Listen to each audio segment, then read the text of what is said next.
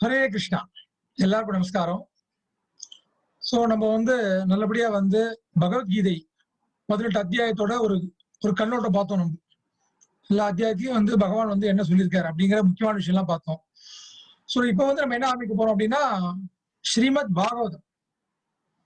ஸ்ரீமத் பாகவதத்தின் மங்களகரமான தோற்றம். அதை இன்னைக்கு பார்க்கலாம் நம்ம. அப்போ முதல்ல நம்ம தெரிஞ்சுக்க வேண்டிய விஷயம் என்னன்னா, இந்த பகவத்கீதைக்கும் ஸ்ரீமத் பாகவதத்துக்கும் என்ன வித்தியாசம் அப்படிங்கறத நம்ம தெரிஞ்சுக்கலாம் முதல்ல. இப்போ பகவத்கீதை அப்படின்னு பாத்தீங்கன்னா, அதுல 18 அத்தியாயம் 700 ஸ்லோகங்கள் இருக்கு. ஒரே ஒரு புக்கு தான்.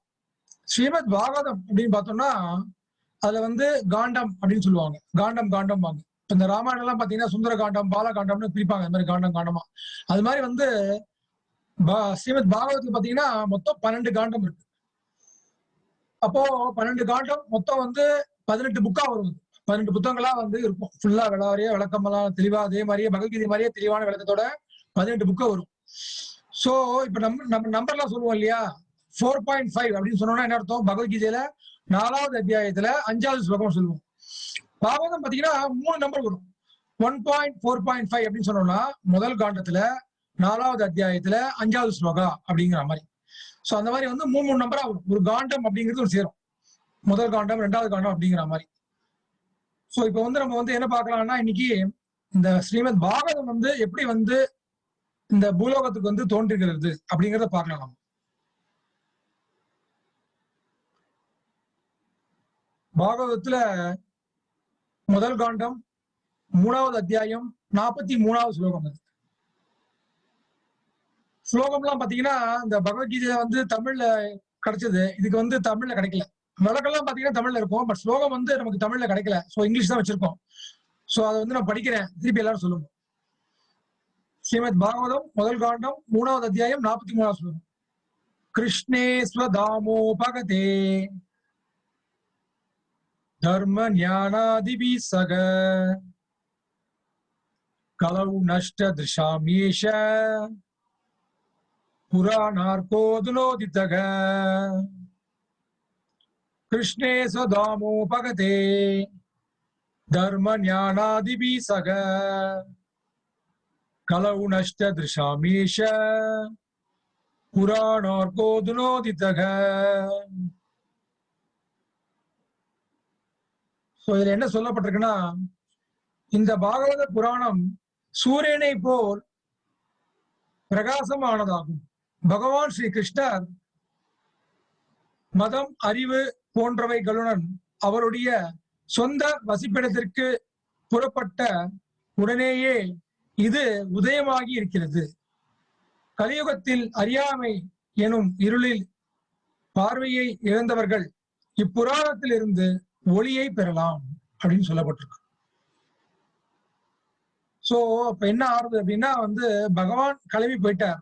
அப்போ அந்த முனிவர்கள்லாம் கேக்குறாங்க, பகவான் கிளம்பி போயாச்சு, பகவானோட அந்த தர்மம் ஞானம் எல்லாம் போயிடுத்து. அப்போ அது இப்ப கலியுகத்துல மக்களுக்கு என்ன வழி, இந்த தர்மத்தை இந்த ஞானத்தை எல்லாம் எப்படி எப்படி தெரிஞ்சுக்க போறாங்க அப்படின்ட்டு.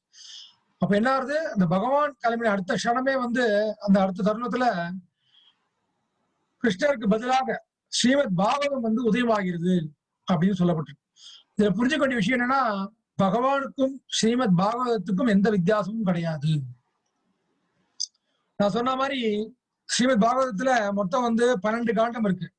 சோ அந்த 12 காண்டத்தை பத்ம புராணத்துல ஸ்லோகம் விவரிக்கிறது. எப்படின்னா, முதல் 2 காண்டம் பகவானுடைய திருப்பாதம், அப்புறம் 3வது 4வது பகவானுடைய தொடைகள், அப்புறம் 5வது பகவானுடைய நாபி கமலம், அப்புறம் 6வது மார்பு, அப்புறம் 7, 8 பகவானுடைய புஜங்கள், கைகள், அப்புறம் 9வது பகவானுடைய தொண்டை, அப்புறம் 10வது பகவானுடைய அழகான சுந்தர முகம், அப்புறம் 11 பகவானுடைய நெத்தி, அப்புறம் 12வது காண்டம் பகவானுடைய கிரீடம் மேல, தலைக்கு மேல மேல்பாகம்.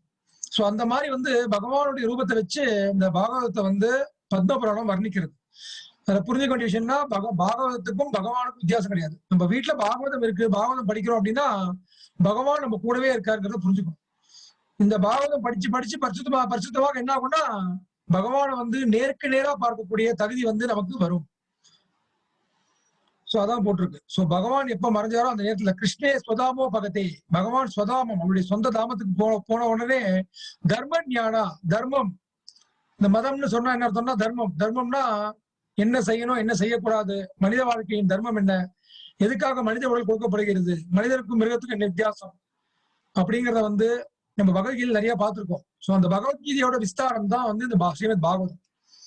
கலவு நஷ்ட திரிஷாவேஷ போட்டிருக்க பாருங்க. கலவு நஷ்டனா கலியுகத்தோட நஷ்ட திரிஷாம். கலவுனா கலியுகம், நஷ்ட திரிஷாம்னா குருடாக்கப்பட்டவர்கள். நம்ம எல்லாருமே வந்து கலியுகத்துல அறியாமை என்ற இருள்ல இருக்கும். சோ குருடா இருக்கும். நமக்கு வந்து என்ன பண்ணணும் ஏது பண்ணணும், மனித வாழ்க்கையோட நோக்கம் என்னன்னு தெரியல. சோ மனித வாழ்க்கைக்கு நோக்கம் என்னன்னா ஒவ்வொருத்தரும் ஒரு நோக்கத்தை சொல்லிட்டு இருக்காங்க. பட் நோக்கம் என்ன அப்படின்னா வந்து பகவான்கிட்ட சரணடைஞ்சு பகவான்கிட்ட இந்த பகவானுடைய ஸ்வதாமம் சொல்றோம் இல்லையா, அந்த ஸ்வதாமத்துக்கு நம்மளும் போய் சேரணுங்கிறது தான் வந்து முக்கியமான விஷயமே. சோ கீழே போட்டிருக்கு புராண ஆர்கோ அதுனதுக்கு. அந்த புராணம் எப்படி வந்திருக்குன்னா ஸ்ரீமத் பாகவதம் ஆர்கோ.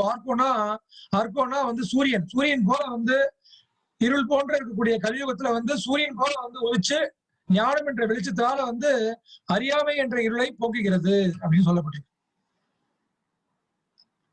சோ நம்ம வந்து பகவத்கீதையும் பாகவதத்துக்கும் உள்ள வித்தியாசம் சொல்லிட்டு இருக்கேன். அப்போ பகவத்கீதை சொன்னேன் 18 அத்தியாயம் 7 ஸ்லோகங்கள் இருக்கு. பாகவதம் வந்து 12 காண்டம், அப்புறம் வந்து 18 புக்கா வரும்னு சொன்னேன். இப்போ பகவத்கீதையில பகவான் வந்து தான் யார் அப்படிங்கறத வெளிப்படுத்துறார். ஸ்ரீமத் பாகவதத்துல பகவான் யார் அப்படிங்கறத மத்தவங்க எல்லாம் வெளிப்படுத்துவாங்க. மத்தவங்க எல்லாம் யாரு, சாமானிய ஆள் இல்ல. பிரம்மா, சிவன், அப்புறம் வியாசதேவர், அப்புறம் நாரத முனிவர், அப்புறம் வந்து பீஷ்ம தேவர், இந்த மாதிரி பெரிய பெரிய ஆளுங்க எல்லாம், பெரிய பெரிய ரிஷிகள், முனிவர்கள், தேவர்கள், இவங்க எல்லாம் வெளிப்படுத்த போறாங்க. ரொம்ப விஸ்தாரமா விளாவரியா இருக்கும் பாகவதத்துல. அதனாலதான் என்ன சொல்லப்பட்டிருக்குன்னா Bhagavad Gita is the UG of spiritual science. நம்ம காலேஜ் எல்லாம் போனா படிப்போம் இல்லையா, UG PG, BCom MCom, BA MA அந்த மாதிரி படிப்போம் இல்லையா, அந்த மாதிரி வந்து பகவத்கீதை வந்து ஆரம்ப நிலை, அப்புறம் வந்து அதோட அட்வான்ஸ் விஷயம் வந்து ஸ்ரீமத் பாகவதம். சோ நம்ம பகவத்கீதையை ஒரு 2 வாட்டியோ 3 வாட்டியோ படிச்சு முடிச்ச பிறகு அப்புறம் தான் பாகவதம் படிக்கணும் ஆக்சுவலா. அப்பதான் வந்து நமக்கு பாகவதம் வந்து ரொம்ப நல்லா புரிய வரும். சோ பகவத்கீதை ஒரு தடையாவது நம்ம வந்து உண்மை வழியில வாங்கிட்டீங்க, எல்லாரும் நிறைய பேர் வாங்கிட்டீங்க, சில பேர் வாங்காம இருந்தா வாங்கிட்டு இருங்க. வாங்கிட்டு அதை படிங்க உண்மையா. அந்த பகவத்கீதையிலேயே நிறைய விஷயங்கள் இருக்கு. அதோட விஸ்தாரம் அப்படின்னா நடத்தினா பகவான் வந்து சர்வதமான பரித்தியஜ்ய மாமேகம் சரணம் பிரஜ சொல்லிடுறாரு இல்லையா, சரணாகதி அடைஞ்சிருப்போம் எல்லாரும் அப்படிங்கிற. அப்போ அந்த சரண் அடைஞ்சவா, ஏற்கனவே சரண் அடைஞ்சவாலாம் எப்படி இருந்தா அப்படிங்கிறத ஸ்ரீமத் பாகவதம். பிரகலாதர், துருவ மகராஜர், அம்பரீஷ் மகராஜ், நிறைய இருக்கும். சித்திரகேது மகராஜ், இந்த மாதிரி நிறைய புராணங்கள் நிறைய கதைகள் இருக்கும் பாகவதத்துல. சோ இவங்க எல்லாம் எப்படி வாழ்ந்தாங்க, எப்படி பகவான்கிட்ட சரணஞ்சு எப்படி வாழ்ந்துட்டு எப்படி போய் பகவான்கிட்ட போய் சேர்ந்தாங்க அப்படிங்கிற வந்து விஷயங்கள்லாம் வந்து கொடுக்கப்பட்டதான் ஸ்ரீமத் பாகவதம். பகவத்கீதையில வந்து தியரிட்டிக்கல் அப்படின்னு சொல்லலாம். Bhagavad Gita theoretical, Srimad Bhagavatam practical implementation. இதெல்லாம் செய்யணும், இதெல்லாம் இதுன்னு விஷயம் சொல்லிட்டார் பகவான். அதை உண்மையிலேயே கடைபிடிச்சவங்க எப்படி இருந்தாங்க, அது எப்படி வந்து அந்த சரணாகதியை வந்து எப்படி வந்து பிராக்டிக்கலா வந்து கடைபிடிக்கிறது, செயல்பாட்டுல எப்படி கொண்டு வருது அப்படிங்கறதா வந்து ஸ்ரீமத் பாகவதம். சோ ஏவம் பரம்பரா பிராப்தி பகவத்கீதை பகவான் சொல்றார். என்ன சொல்றார், என்னுடைய போதனைகள் எல்லாமே வந்து ஒரு குரு சீர பரம்பரை வழியா முறையா வரும் அப்படிங்கிற. சோ அதே மாதிரிதான் நம்மளும் முன்னாடி பார்த்தோம். அவரோகண முறை ஆரோகண முறையெல்லாம் பார்த்தோம். Ascending process, descending process. மேலேந்து கீழே வர்றது, கீழேந்து மேல போறது. மேலேந்து கீழே வர்றதுதான் முறை. எப்போதுமே எல்லாமே நம்ம முன்னோட்டி தான் கத்துக்கிறோம். நம்ம சொன்ன மாதிரி ஏபிசிடியா இருக்கட்டும், எந்த மொழியா இருக்கட்டும், எந்த டான்ஸா இருக்கட்டும், எல்லாமே முன்னோர்கள் சொல்றதை அப்படியே கத்துக்க வர போறோம், அவ்வளவுதான். ஆன்மீகத்துக்கு போது மட்டும் நம்ம என்ன பண்றோம், சொந்த கத்துக்களை ஆரம்பிச்சிடறோம். கீழே இருந்து மேல போக பார்க்கணும். என்ன பொறுத்த வரைக்கும் அப்படின்னு ஆரம்பிக்கிறேன் கிடையாது. என்ன பொறுத்த வரைக்கும் சொல்லி பேசுறாங்க இல்ல. பிரம்மாவை பொறுத்த வரைக்கும் என்ன, சிவபெருமானை பொறுத்த வரைக்கும் என்ன, பகவானை பொறுத்த வரைக்கும் என்ன, வியாச தேவரை பொறுத்த வரைக்கும் என்ன, நாரத முனியை பொறுத்த வரைக்கும் என்ன, அப்படி சொல்லு. அப்படி வரணும். அந்த குரு சில பரம்பரையில வரணும். கிருஷ்ணர்டேந்து பிரம்மா, பிரம்மாட்டேந்து நாரதர், நாரதர்டேந்து வியாசர், வியாசர்டேந்து அப்படியே வந்துட்டு இருக்கும். அதுதான் வந்து குரு சில பரம்பரை முறையான விஷயம். அது அவரோகண பந்ததி மூலமாக பெறப்பட்ட ஞானத்தின் சக்தி ஆரோகண பந்ததி எப்பொழுதும் அவரோகணம் பந்ததியை விட தாழ்ந்ததாகும். நான் சொன்ன மாதிரி அவரோகணம்ங்கிறது தான் வந்து மேலேருந்து கீழே வருது. ஆரோகணம்ங்கிறது நம்மளா சொல்றது, கீழே இருந்து மேல போக பாக்குறது. அது வந்து என்னைக்குமே வந்து செயல்படாது, வேலைக்கு ஆகாது. ஜட உலகையும் ஆன்மீக உலகையும் இணைப்பது எது? முக்கியமா அதுதான் வந்து இந்த பாகவதத்துல சொல்லக்கூடிய விஷயமே. நம்ம எல்லாரும் இருக்கக்கூடிய விஷயம் உலகம் வந்து ஜட உலகம்னு பேரு. இந்த லோகத்துல வந்து ஜடம் அப்படின்னு ஒண்ணு இருக்கு. உயிர் இல்லாதது, உணர்வற்ற பொருட்கள்லாம் இருக்கு. அப்புறம் உயிருள்ள பொருட்கள், உணர்வுள்ள பொருட்கள் நம்ம இருக்கோம். உணர்வுள்ள ஆத்மா நம்ம இருக்கோம். சோ ஆன்மாவும் ஜடமும் சேர்ந்ததுதான் வந்து பௌதிக லோகம். அப்போ ஆனா ஆன்மீக லோகத்துல பாத்தீங்கன்னா எல்லாமே ஆன்மாவா இருக்கும்.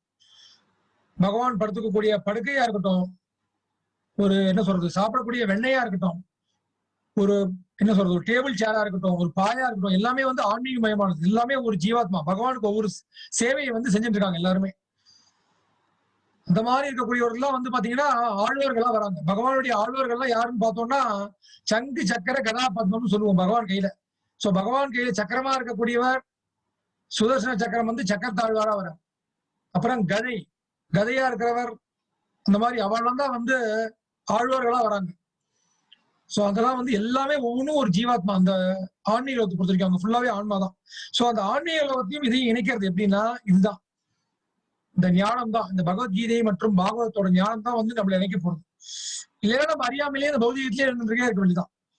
இப்ப பகவானை பத்தி படிக்கும் போது நமக்கு புரிய வருது, நமக்கு ஆன்மீக லோகம்னு ஒண்ணு காத்துட்டு இருக்கு, நிரந்தரமான நித்தியமான லோகம் இருக்கு, அங்க வந்து தேவையில்லாத கஷ்டங்கள்லாம் கிடையாது, ஜென்ம மிருத்யு ஜரா வியாதி கிடையாது அப்படிங்கிற விஷயம் எல்லாம் வந்து நமக்கு புரியாது.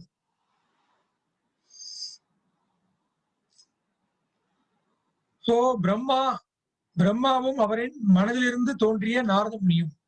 சோ பிரம்மாவோட மானசீக புத்திரர் அப்படின்னு சொல்லுவாங்க நாரத முனிவர். பிரம்மாவோட மனசுல இருந்து ஹிருதயத்துல இருந்து தோன்றி அந்த மாதிரி வந்து நாரத முனிவர் வர ஆக்சுவலா. அப்போ பிரம்மா வந்து நாரதருக்கு எல்லா விஷயமும் சொல்றார். ஆனா பிரம்மாவுக்கு யார் சொல்றாங்க அப்படின்னு பார்த்தா பகவான் தான் சொல்றார். பகவான் தான் பிரம்மாவையே படைக்கிறார். நம்மளே பாக்குறோம் பகவானுடைய தொப்புள் கொடியில இருந்து தாமரை பூக்கிறது, அந்த தாமரையில பிரம்மா வர. அப்புறம் பிரம்மாவை படைக்கிறது மட்டும் இல்லாம பிரம்மாவுக்கு வந்து விஷயத்தெல்லாம் சொல்லி கொடுக்குற. சர்கா விசர்கா நம்ம படிச்சிருக்கோம். சர்கா அப்படின்னா பிரைமரி கிரியேஷன், முதல் படைப்பு. விசர்கானா இரண்டாம் படைப்பு. அப்போ முதல் படைப்பு யார் படைக்கிறா? பகவான் படிச்சுடுற. பகவான் பிரம்மாவை படைச்சு அப்புறம் இரண்டாவது படைப்பை எப்படி படைக்கணுங்கிறத பகவான் வந்து சொல்லித்தர. இந்த ஜீவாத்மாவுக்கு இந்த உடலை கொடு, இந்த மாதிரி உடல்லாம் கொடு, பௌதிக உடல்ல இந்த மாதிரி நாயாவோ நரியாவோ நீர்வாழியாவோ செடி கொடியாவோ எந்த மாதிரி பண்ணணும் எப்படி பண்ணணுங்கிறத வந்து எல்லா ஞானமும் வந்து பிரம்மாவுக்கு சொல்றாரு. அப்புறம் பிரம்மா வந்து அவர் நாரதருக்கு சொல்றாரு. அப்புறம் நாரதர் வந்து வியாசருக்கு சொல்லுவார். இதுதான் வந்து குரு சிர பரம்பரை. சோ சிஷ்யன் தயாராக இருக்கும் போது குரு தோன்றுகிறார். வேதம் சொல்றது, நீ வந்து நல்ல குரு வேணும் அப்படின்னு ஆசைப்பட்டியானா பகவான் உனக்கு வந்து நல்ல நேர்மையான குருவை அனுப்புவேன். நீ ஏமாறணும்னு ஆசைப்பட்டியானா உனக்கு ஏமாத்தக்கூடிய குரு தான் அனுப்புவாங்க. இப்ப நம்ம நிறைய பாத்தீங்கன்னா இந்த ஆன்மீகங்கிற பேர்ல நிறைய வந்து இந்த சித்து வேலை பண்றது, இந்த மேஜிக் சொல்லுவோம், இந்த மந்திரம் தந்திரம் பண்றது, இந்த மாதிரி அற்புதம் பண்றது, இதெல்லாம் வந்து மயங்கிட்டு இருக்கோம் நம்ம. பட் உண்மையிலேயே ஆன்மீக குருனா யாரும் நம்ம பார்த்திருக்கோம். பகவானை பத்தி தெளிவா சொல்லி சரணாகதியை பகவான் பக்கம் கொண்டு போகணும். தான் பக்கம் கொண்டு போகாம பகவான் பக்கம் யார் கொண்டு போறாரோ அவர் தான் ஆன்மீக குரு. சோ அந்த மாதிரி உண்மையான ஆன்மீக குரு நமக்கு வேணும்னு ஆசைப்படும் போது நமக்கு வந்து பகவான் வந்து உண்மையான ஆன்மீக குரு அனுப்புவார். இங்க பாத்தீங்கன்னா இந்த வியாசதேவர் ஒரு குழப்பத்துல இருக்கார், தன் குருவை வரணும்னு நினைச்சுக்கிறார். அந்த நேரத்துல வந்து உடனே அந்த அவர் நாரத முனிவர் வர்றாங்க. கீழே இருக்கிறவர் வந்து வியாசதேவர். வியாசரோட குரு வந்து நாரத முனிவர். சோ சிஷ்யன் தயாராக இருக்கும் போது குரு தோன்றுகிறார். அப்போ வியாசதேவர் வந்து என்ன எப்படி இருக்காருன்னா ஒரு குழப்பத்துல இருக்கார். என்ன குழப்பம் அப்படின்னு பார்த்தா அவர் வந்து கலியுகத்துல மக்களுக்கு வந்து என்ன பண்றது அப்படின்னு யோசிச்சுட்டு இருக்காரு. வேதங்கள் வந்து முதல்ல இருந்த வேதம் பாத்தீங்கன்னா வெறும் எஜுர்வேதம் தான் இருந்தது. அப்புறம் அந்த எஜுர்வேதத்தை வந்து இன்னும் கொஞ்சம் எளிமையாக்கலாம்னு சொல்லி நாளா பிரிக்கிறார். அப்புறம் தான் ருக் அதர்வ சாம இப்படிலாம் பிரிக்கிறார். அதுக்கப்புறம் இன்னும் கொஞ்சம் பிரிக்கலாம்னு சொல்லி அதுக்கப்புறம் ராமாயணம் மகாபாரதம் போன்ற புராணங்கள் வழியா வந்து பெரிய பெரிய கருத்துக்கள்லாம் சொல்லி எல்லாருக்கும் புரிய வைக்கலாம், எளிமையா புரிய வைக்கலாம், அதெல்லாம் பிரிக்கிறார். 18 புராணங்கள், 108 உபநிஷத்துகள் எல்லாம் எழுதுறாரு. எல்லாம் எழுதிட்டும் அவருக்கு வந்து மனசுல ஒரு குழப்பம் இருக்கு, இருந்தே இருக்கு. என்னடா அது ஏதோ ஒன்று சொல்ல விட்டுட்டோம் போட்டிருக்கே, எல்லாம் பண்ணிட்டோம் ஆனா ஏதோ விட்டுட்டோம் போட்டிருக்கே, விட்டுறப்படின்னு குழப்பிட்டு இருக்காரு. அப்போ அந்த நேரத்துல நாரத முனிவர் வந்து அவருக்கு தெளிவுபடுத்து, நீ எல்லாமே நல்லா சொல்லியிருக்கப்பா, நிறைய விஷயம் சொல்லியிருக்காங்க. நிறைய விஷயங்களை பார்த்தேன்னா இதை பண்ணா அது கிடைக்கும், அதை பண்ணா இது கிடைக்கும்னு ஒரு மாதிரி என்ன சொல்றது ஒரு அழியக்கூடிய பௌதிக விஷயமா சொல்லியிருக்கே தவிர பகவானை பத்தி விளாவரியா விளக்கமா தெளிவா சொல்லவே இல்லையப்பா, அதை விட்டுட்டியப்பா. சோ அதை பத்தி நீ எழுத ஆரம்பிக்கணும் அப்படின்னு சொல்லப்பட்ட போறதுதான். அதுக்கப்புறம் அந்த நாரத முனிவன் சொன்ன போதனைப்படிதான் வந்து சிஷ்யர் வியாசதேவர் வந்து இந்த ஸ்ரீமத் பாகவதத்தையே வந்து எழுதுறார். சோ குருவின் அறிவுரைகளின் மூலமாக சிஷ்யன் சக்தி ஊட்டப்படுகிறார். சோ குரு வந்து உண்மையான ஒரு தூய்மையான குரு வந்து ஒரு உபதேசம் கொடுக்குறா வச்சுக்கோங்க, இது செய் அப்படின்னா, ஐயோ என்னால எப்படி செய்ய முடியும் அப்படின்னு நம்ம யோசிக்கவே தேவையில்லை. ஏன்னா அந்த உபதேசம் ஒருத்தர் குரு கொடுக்கும் போதே நமக்கு அந்த சக்தியும் கிடைச்சிடும். அந்த குரு என்ன செய்ய சொன்னாரோ அதை வந்து செய்யக்கூடிய சக்தியும் அந்த குருவே கொடுத்துருவார். வேதம் சொல்றது, மூக்கம் கரோத்தி வாச்சாலம் பங்கும் லங்கைத்தே கிரும் எத்கிருபா தமகம் வந்தே ஸ்ரீகுரும் தினதாரணம். என்ன சொல்றதுன்னா, மூக்கம் கரோத்தி வாச்சாலம், ஒரு ஊமையும் பேச தூங்கிடுவான் அப்படிங்கிற, ஒரு ஊமையும் பேச ஆரம்பிச்சிருவான். பங்கும் லங்கையத்தை கிரியும், கால் நொண்டியா இருக்கிறவங்க கூட மலையை கூட கடந்துருவான், தாண்டிடுவாங்க. எப்படி? எத்கிருபா தமகம் வந்தே, அவருடைய கிருபை கிடைச்சா போதும். யாரு? ஸ்ரீ குரும் தினதாரணம், அந்த குருவோட கருணையை கிடைச்சிருச்சுன்னா, அந்த முறையான குரு சீட பரம்பரையில வந்த தூய்மையான பகவான் கிருஷ்ணருக்கு முழுசா சரணடைஞ்ச அந்த குருவோட கருணை கிடைச்சதுன்னா, எப்பேற்பட்ட நமக்கிட்ட வந்து சக்தி எல்லாம் இருக்காது, ஆனா அந்த குரு வந்து சக்தி அளிப்பார். அதுதான் முக்கியம். சோ நாரதர் சொல்றாரு, இந்த மாதிரி வந்து நீ இந்த மாதிரி பகவானை பத்தி விளாவரியா எழுதணும், அதை விட்டுட்டேன்னு சொல்லி அவருக்கு அந்த சக்தியும் கொடுத்து ஆசீர்வாதம் கொடுக்குறாரு. அதுக்கப்புறம் தான் வந்து ஸ்ரீமத் பாகவதம் வந்து ரொம்ப அருமையா பகவானுடைய லீலைகள், பகவான் பக்தர்களோட பண்ண லீலைகள், அந்த இதெல்லாம் வந்து ரொம்ப தெளிவா எழுதுறாரு. சோ அதுக்கப்புறம் என்ன ஆகுது, நாரதர் சொல்லிட்டு போயிட்டாரு. அப்புறம் வியாசர் தியானம் பண்றாரு. வியாசதேவரின் தியானம், ஒரு தியானம் பண்றாரு. அந்த தியானம் பண்ணும்போது அவருக்கு எல்லாம் தெரியுது. மேல வந்து பாத்தீங்கன்னா கிருஷ்ணர் லீலைகள் பண்ணக்கூடிய கோலோக பிருந்தாவனம் தெரியுது. அப்புறம் வெளியில பாத்தீங்கன்னா பகிரங்க சக்தி யாரு? துர்கா தேவி. நம்ம சொன்னோம் முன்னாடியே, இந்த பூலோகத்தை வந்து கட்டுக்குள்ள வச்சுக்க வந்து துர்கா தேவி. அவ யாருன்னு பாத்தீங்கன்னா பகவானுடைய பகிரங்க சக்தி. இந்த பௌதிக லோகம் பாத்தீங்கன்னா சிறைச்சாலைன்னு பேரு, துர்க் அப்படின்னு அர்த்தம் சம்ஸ்கிருதத்துல. சோ அந்த துர்கை கட்டி காக்க போலதான் வந்து துர்கா அப்படின்னு பேர். சோ அவதான் வந்து நமக்கு இந்த இதெல்லாம் கொடுத்து, இந்த சில துன்பங்கள்லாம் கொடுத்து நமக்கு வைராகியத்தை உண்டாக்கி, உங்களுடைய லோகம் இது இல்லை அப்படின்னு சொல்றா. சோ அதை பத்தி எழுதணும், இதை பத்தி எழுதணும், எல்லாம் பாக்குறேன். எல்லாம் பார்த்துட்டு அதுக்கப்புறம் வந்து இந்த ஸ்ரீமத் பாகவதத்தை வந்து முன்னாடி யார் சொல்லியிருக்கா, அதாவது பகவானை பத்தி விளாவரியா யாரெல்லாம் சொல்லியிருக்காளோ அதெல்லாம் வந்து அவருக்கு கண்ணுக்கு தெரியாது. சோ அதெல்லாம் சேர்த்து எல்லாத்தையும் வச்சு எழுதுறாரு. அப்போ இந்த பாகவதத்தை யார் யாருக்கு சொன்னாங்க? பகவத்கீதையை வந்து பகவான் கிருஷ்ணர் அர்ஜுனுக்கு சொன்னார். பட் ஸ்ரீமத் பாகவதம் யார் சொன்னாங்க அப்படின்னு பாத்தீங்கன்னா, வியாசதேவரோட புள்ள சுகதேவ கோஸ்வாமி, சுக பிரம்மரிஷின்னு சொல்லுவாங்க, சுகதேவர். அவர் வந்து சொல்றார், வியாசரோட புள்ள. சோ நோட் புக் பேனா எடுத்துக்கோங்க, எப்போதும் போல வந்து நோட்ஸ் எடுத்துக்க ஆரம்பிச்சிருக்கும். பாகவதம் யார் சொல்றாங்க அப்படின்னு பாத்தீங்கன்னா, வியாசரோட புள்ள சுகதேவ கோஸ்வாமி. அப்புறம் யாருக்கு சொல்றாங்க அப்படின்னு பாத்தீங்கன்னா, பரீட்சித் மகாராஜ். இந்த பரீட்சித் மகாராஜ் யார் அப்படின்னு பார்த்தோம்னா, அர்ஜுனனுடைய பேரன்.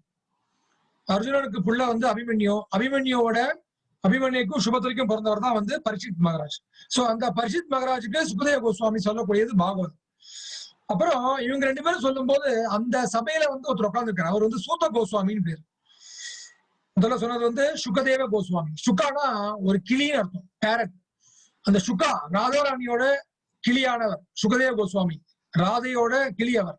அவர் தான் வந்து இங்க பூலோகத்துல அவதாரம் பண்ணி சுகதேவ கோஸ்வாமியா வந்து அர்ஜுனுடைய பேரனால பரீட்சித் மகாராஜ் மூலமா வந்து பகவான் வந்து நான் சொன்ன மாதிரி பெரிய பெரிய விஷயங்கள்லாம் ஒண்ணு தானே வெளிப்படுத்துவார், இல்லைன்னா தன்னுடைய பெரிய பக்தர்கள், தூய பக்தர்கள் மூலமா வெளிப்படுத்துவார். சோ அந்த சுகதேவ கோஸ்வாமி சொல்ல இங்க பரீட்சித் மகாராஜ் கேட்க அது நடக்கிறது. அப்ப அந்த சபையில இன்னொருத்தர் உட்காந்துருக்காரு, அவர் யாருன்னா வந்து சூத கோஸ்வாமி. இந்த சுகதேவ கோஸ்வாமியும் பரீட்சித் மகாராஜும் நடந்த இந்த முடிஞ்சதுக்கு அப்புறம் பல வருஷம் கழிச்சு, பல்லாயிரம் வருஷம் கழிச்சு, சொல்லப்போனா அந்த துவாபர யுகம் எல்லாம் முடிஞ்சு கலியுகம் ஆரம்பிக்கிற சமயத்துல சூத்த கோஸ்வாமி இங்க இருக்க பாருங்க, இங்க வந்து இருக்கா இல்லையா, இவர் வந்து சூத்த கோஸ்வாமி வந்து சவுனக ரிஷி அப்படின்னு இருக்கார்.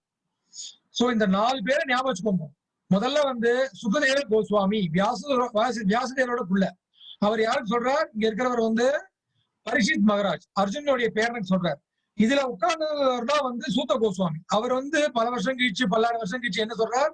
அதே பாகவத்தை அவர் என்ன சொன்னாரோ அதையே வந்து இவர் வந்து சவுனக ரிஷி இங்க இருக்க உட்காந்துருக்கார். அவர் தலைமையில 33,000 ரிஷிகள் இருக்கா.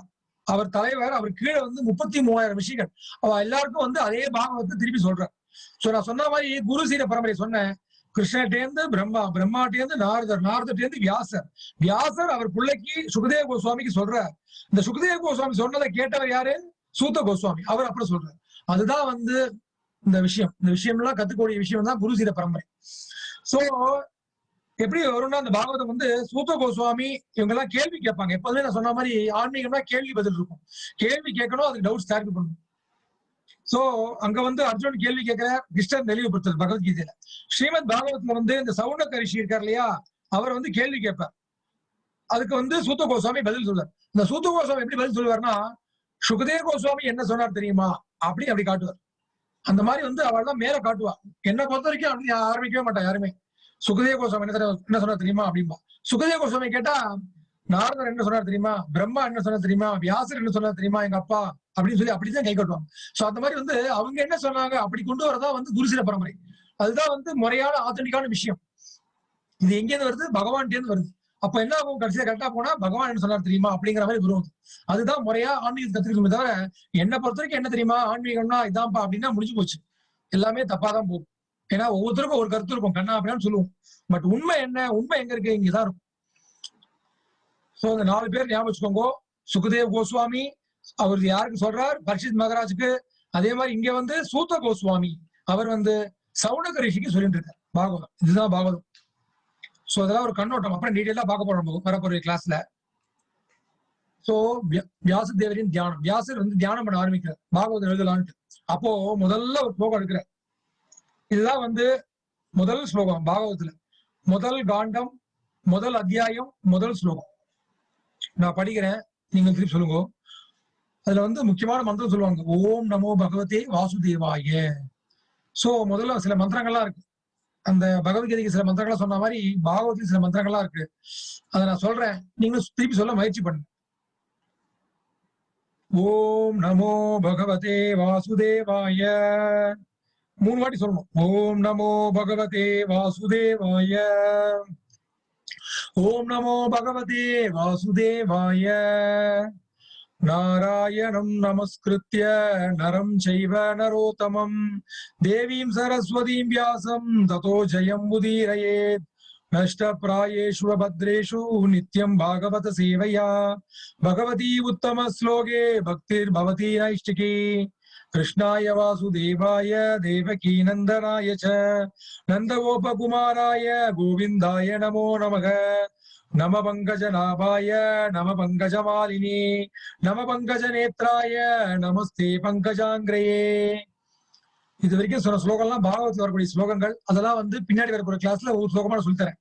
அப்புறம் எப்போதும் சொல்ற ஸ்லோகம் என்ன ஸ்லோகம், ஸ்ரீ கிருஷ்ணா சைத்தன்யா பிரபு நித்யானந்தா ஸ்ரீ அத்வைத கதாதாரா ஸ்ரீவாசாதி கௌரபக்த விருந்தா ஹரே கிருஷ்ணா கிருஷ்ணா கிருஷ்ணா ஹரே ஹரே ஹரே ராமா ராம ராமா ஹரே ஹரே.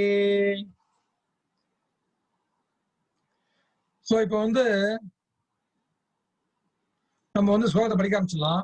முதல் ஸ்லோகம், ஜன்மாதஸ்ய யதோ அன்வயாத் இதரதஸ் சார்த்வேஸ் அபிக்ஞஸ்வராட் தேனே பிரம்ம ஹிருதயாதி கவயே முஹ்யந்தி யத் சூரயக தேஜோ வாரி மிருதாம் யதா வினிமயோ யத்ர த்ரிசர்கோ அம்ருஷா தாம்னா ஸ்வேன சதா நிரஸ்தகுககம் சத்யம் பரம் தீமஹி.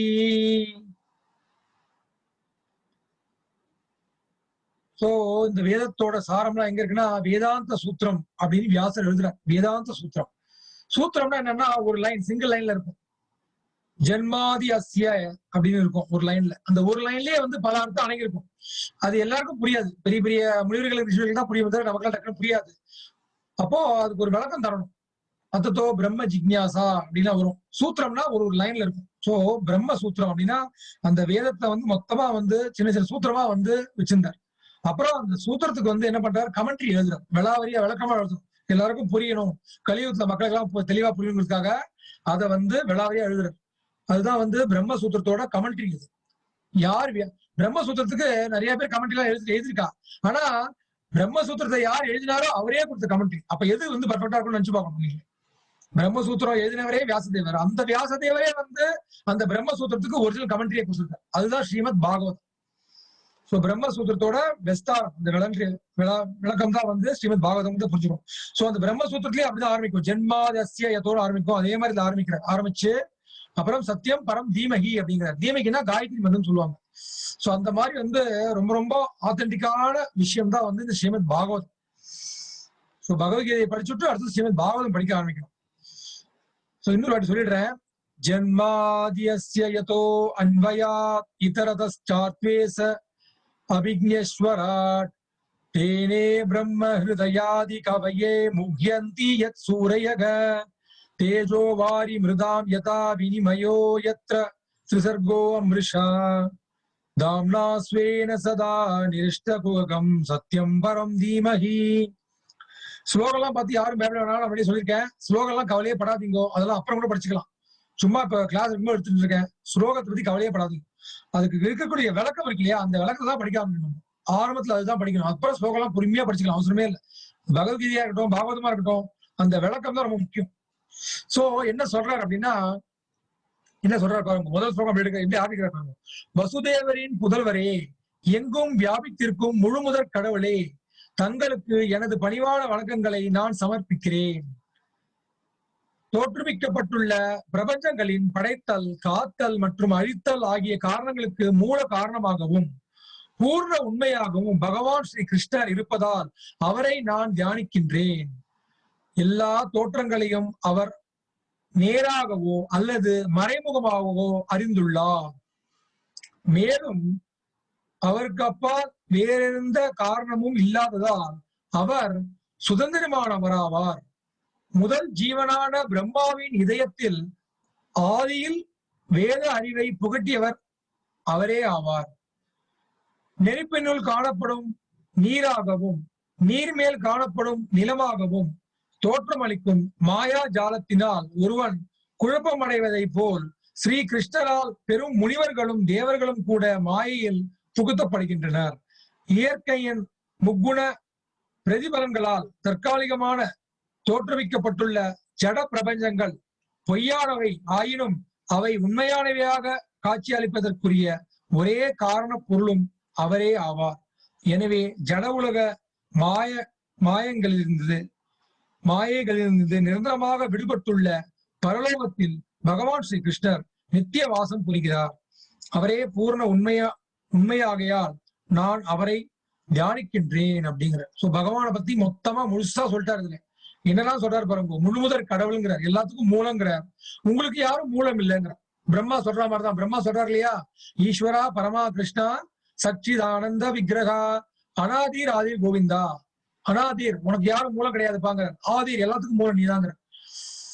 சர்வ காரணம், எல்லாத்துக்கும் காரணம் மூல காரணம் தான் நீதாங்கிற. அப்படிதான் இவரும் ஆரம்பிக்கிற. எல்லாத்துக்கும் காரணம் நீங்க தான், ஆனா உங்களுக்கு யாரும் காரணம் கிடையாது அப்படிங்கிற. அப்புறம் சொல்றாரு பாருங்க,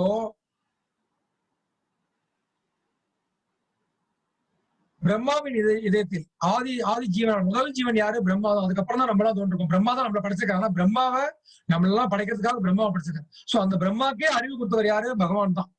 பிரம்மாவின் இதயத்தில் ஆதியில் வேத அறிவை புகட்டியவர் அவரே ஆவார். அப்புறம் பாருங்க, நெருப்பில் காணப்படும் நீராகும். நெருப்பு கொளுத்தணும்னா அதுல வந்து ஒரு தண்ணி மாதிரி தெரியும் இல்லையா, தூரிக்கிறது பார்த்தா அந்த பிளேம்ல நேரா வந்து தண்ணி ஒண்ணு ஆடுற மாதிரி தெரியும். அதே மாதிரி வந்து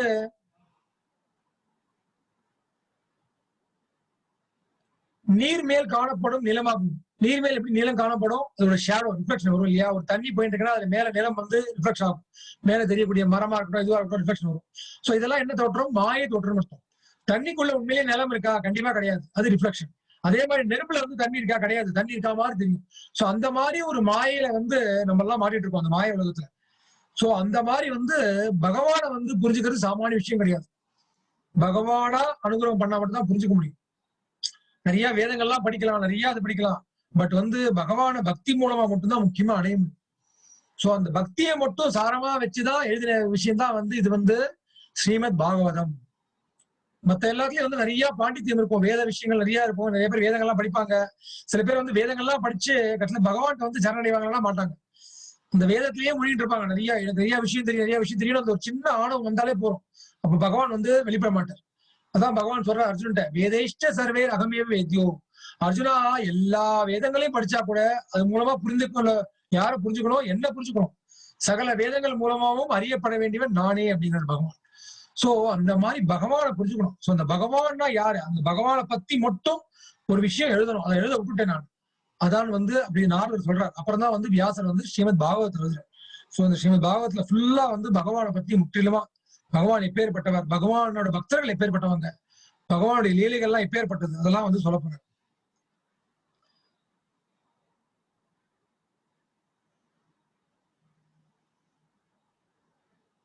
பகவான் வந்து ஜட உலகத்தை வந்து நமக்காக தான் படிச்சிருக்காரு. ஆக்சுவலா நம்ம எல்லாம் ஆசைப்படுறோம் பகவான் விட்டு சந்தோஷமா இருக்கணும். அதுக்காக தான் வந்து இந்த ஜட உலகமே வந்து பகவான் உருவாக்கி இருக்கிறத தவிர, இல்லைன்னா வந்து இந்த ஜட உலகம் எல்லாம் வந்து உருவாக்க வேண்டிய அவசியமே கிடையாது. பகவான் நமக்காக பண்ணியிருக்காரு. சோ என்னைக்கு வந்து நம்ம சொல்ற மாதிரி ஜீவாத்மா வந்து இதெல்லாம் வேண்டாம், எனக்கு பகவான் நீதான் ஒண்ணு ஆரம்பிக்க போறோமோ, அப்போ வந்து ஆட்டோமேட்டிக்கா வந்து பகவான் வந்து தன்னுடைய லோகத்துக்கு நம்மளை கூப்பிடுறாரு.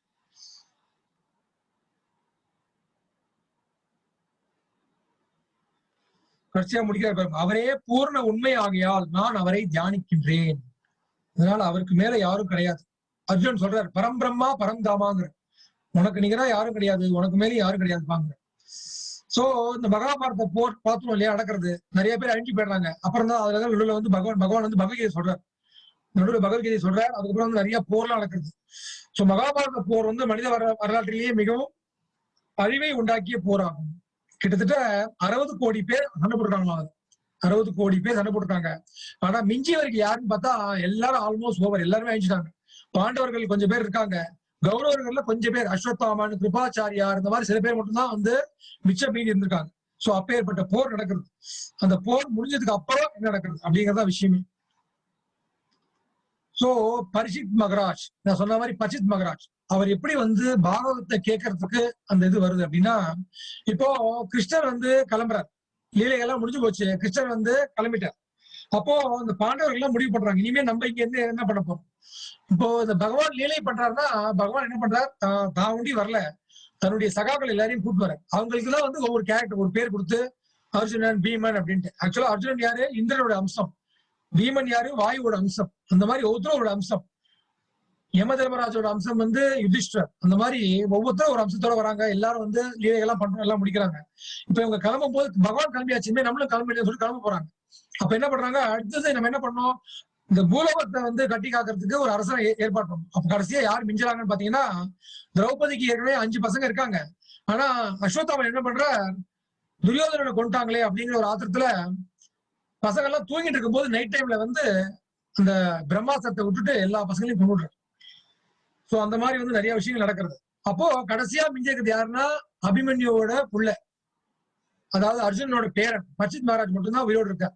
எங்க இருக்கார், தாயோட கர்ப்பத்துல இருக்கார், சுபத்திரியோட கர்ப்பத்துல இருக்கார். அப்போ கர்ப்பத்துக்கு உள்ள போய் அந்த பிரம்மாஸ்திரத்தை விடுறோம்னு சொல்லி விடுறார். அப்ப அந்த நேரத்துல வந்து பகவான் வந்து அந்த நேரத்துல பிரம்மாஸ்திரத்தை தடுத்து நிறுத்தி பரிஷித் மகாராஜை காப்பாத்து.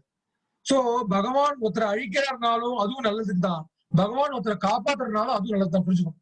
ஏன்னா பகவானை பொறுத்த வரைக்கும் அழிக்கிறது காக்கிறது எல்லாம் ஒண்ணுமே கிடையாது. அழிக்கிறது காக்கிறது ரெண்டுமே ஒண்ணுதான். எப்படின்னா, அழிக்கிறது என்ன அர்த்தம், உடலை அழிக்க போறாரு. ஏன்னா ஆன்மாக்கு அழிவு கிடையாது. இந்த உடலை ஏன் அழிக்கிறார், அப்ப அதுக்கு வேற ஒரு உடலை கொடுத்து வேற ஒரு இடத்துல கொடுத்து வேற ஒரு வேலையை கொடுக்க போறாரு. இல்லைன்னா அதுக்கு இருக்கக்கூடிய அசுர குணத்தை சரிப்படுறதுக்காக அந்த மாதிரி தொந்தரங்கள் எல்லாம் கொடுப்பாரு பகவான். அதுக்குதான் பண்ண போறாரு. இப்ப வந்து பகவான் வந்து பரிஷித் மகாராஜா காக்கிறாரு இந்த நேரத்துல. சோ கர்ப்பத்துல உள்ள போயிட்டு பகவான் சின்னதா போறாரு, போயிட்டு சுதர்சன சக்கரத்தை விட்டுட்டு அந்த பிரம்மாஸ்திரத்தை தடுத்து நிறுத்திடுறாரு, பண்ணிட்டு முடிஞ்சு போயிடுறது. ஓகேவா. அப்புறம் பரிஷித் மகாராஜ் குழந்தையிலேயே வயிற்றுக்குள்ளேயே பகவானை பார்த்துடுறாரு.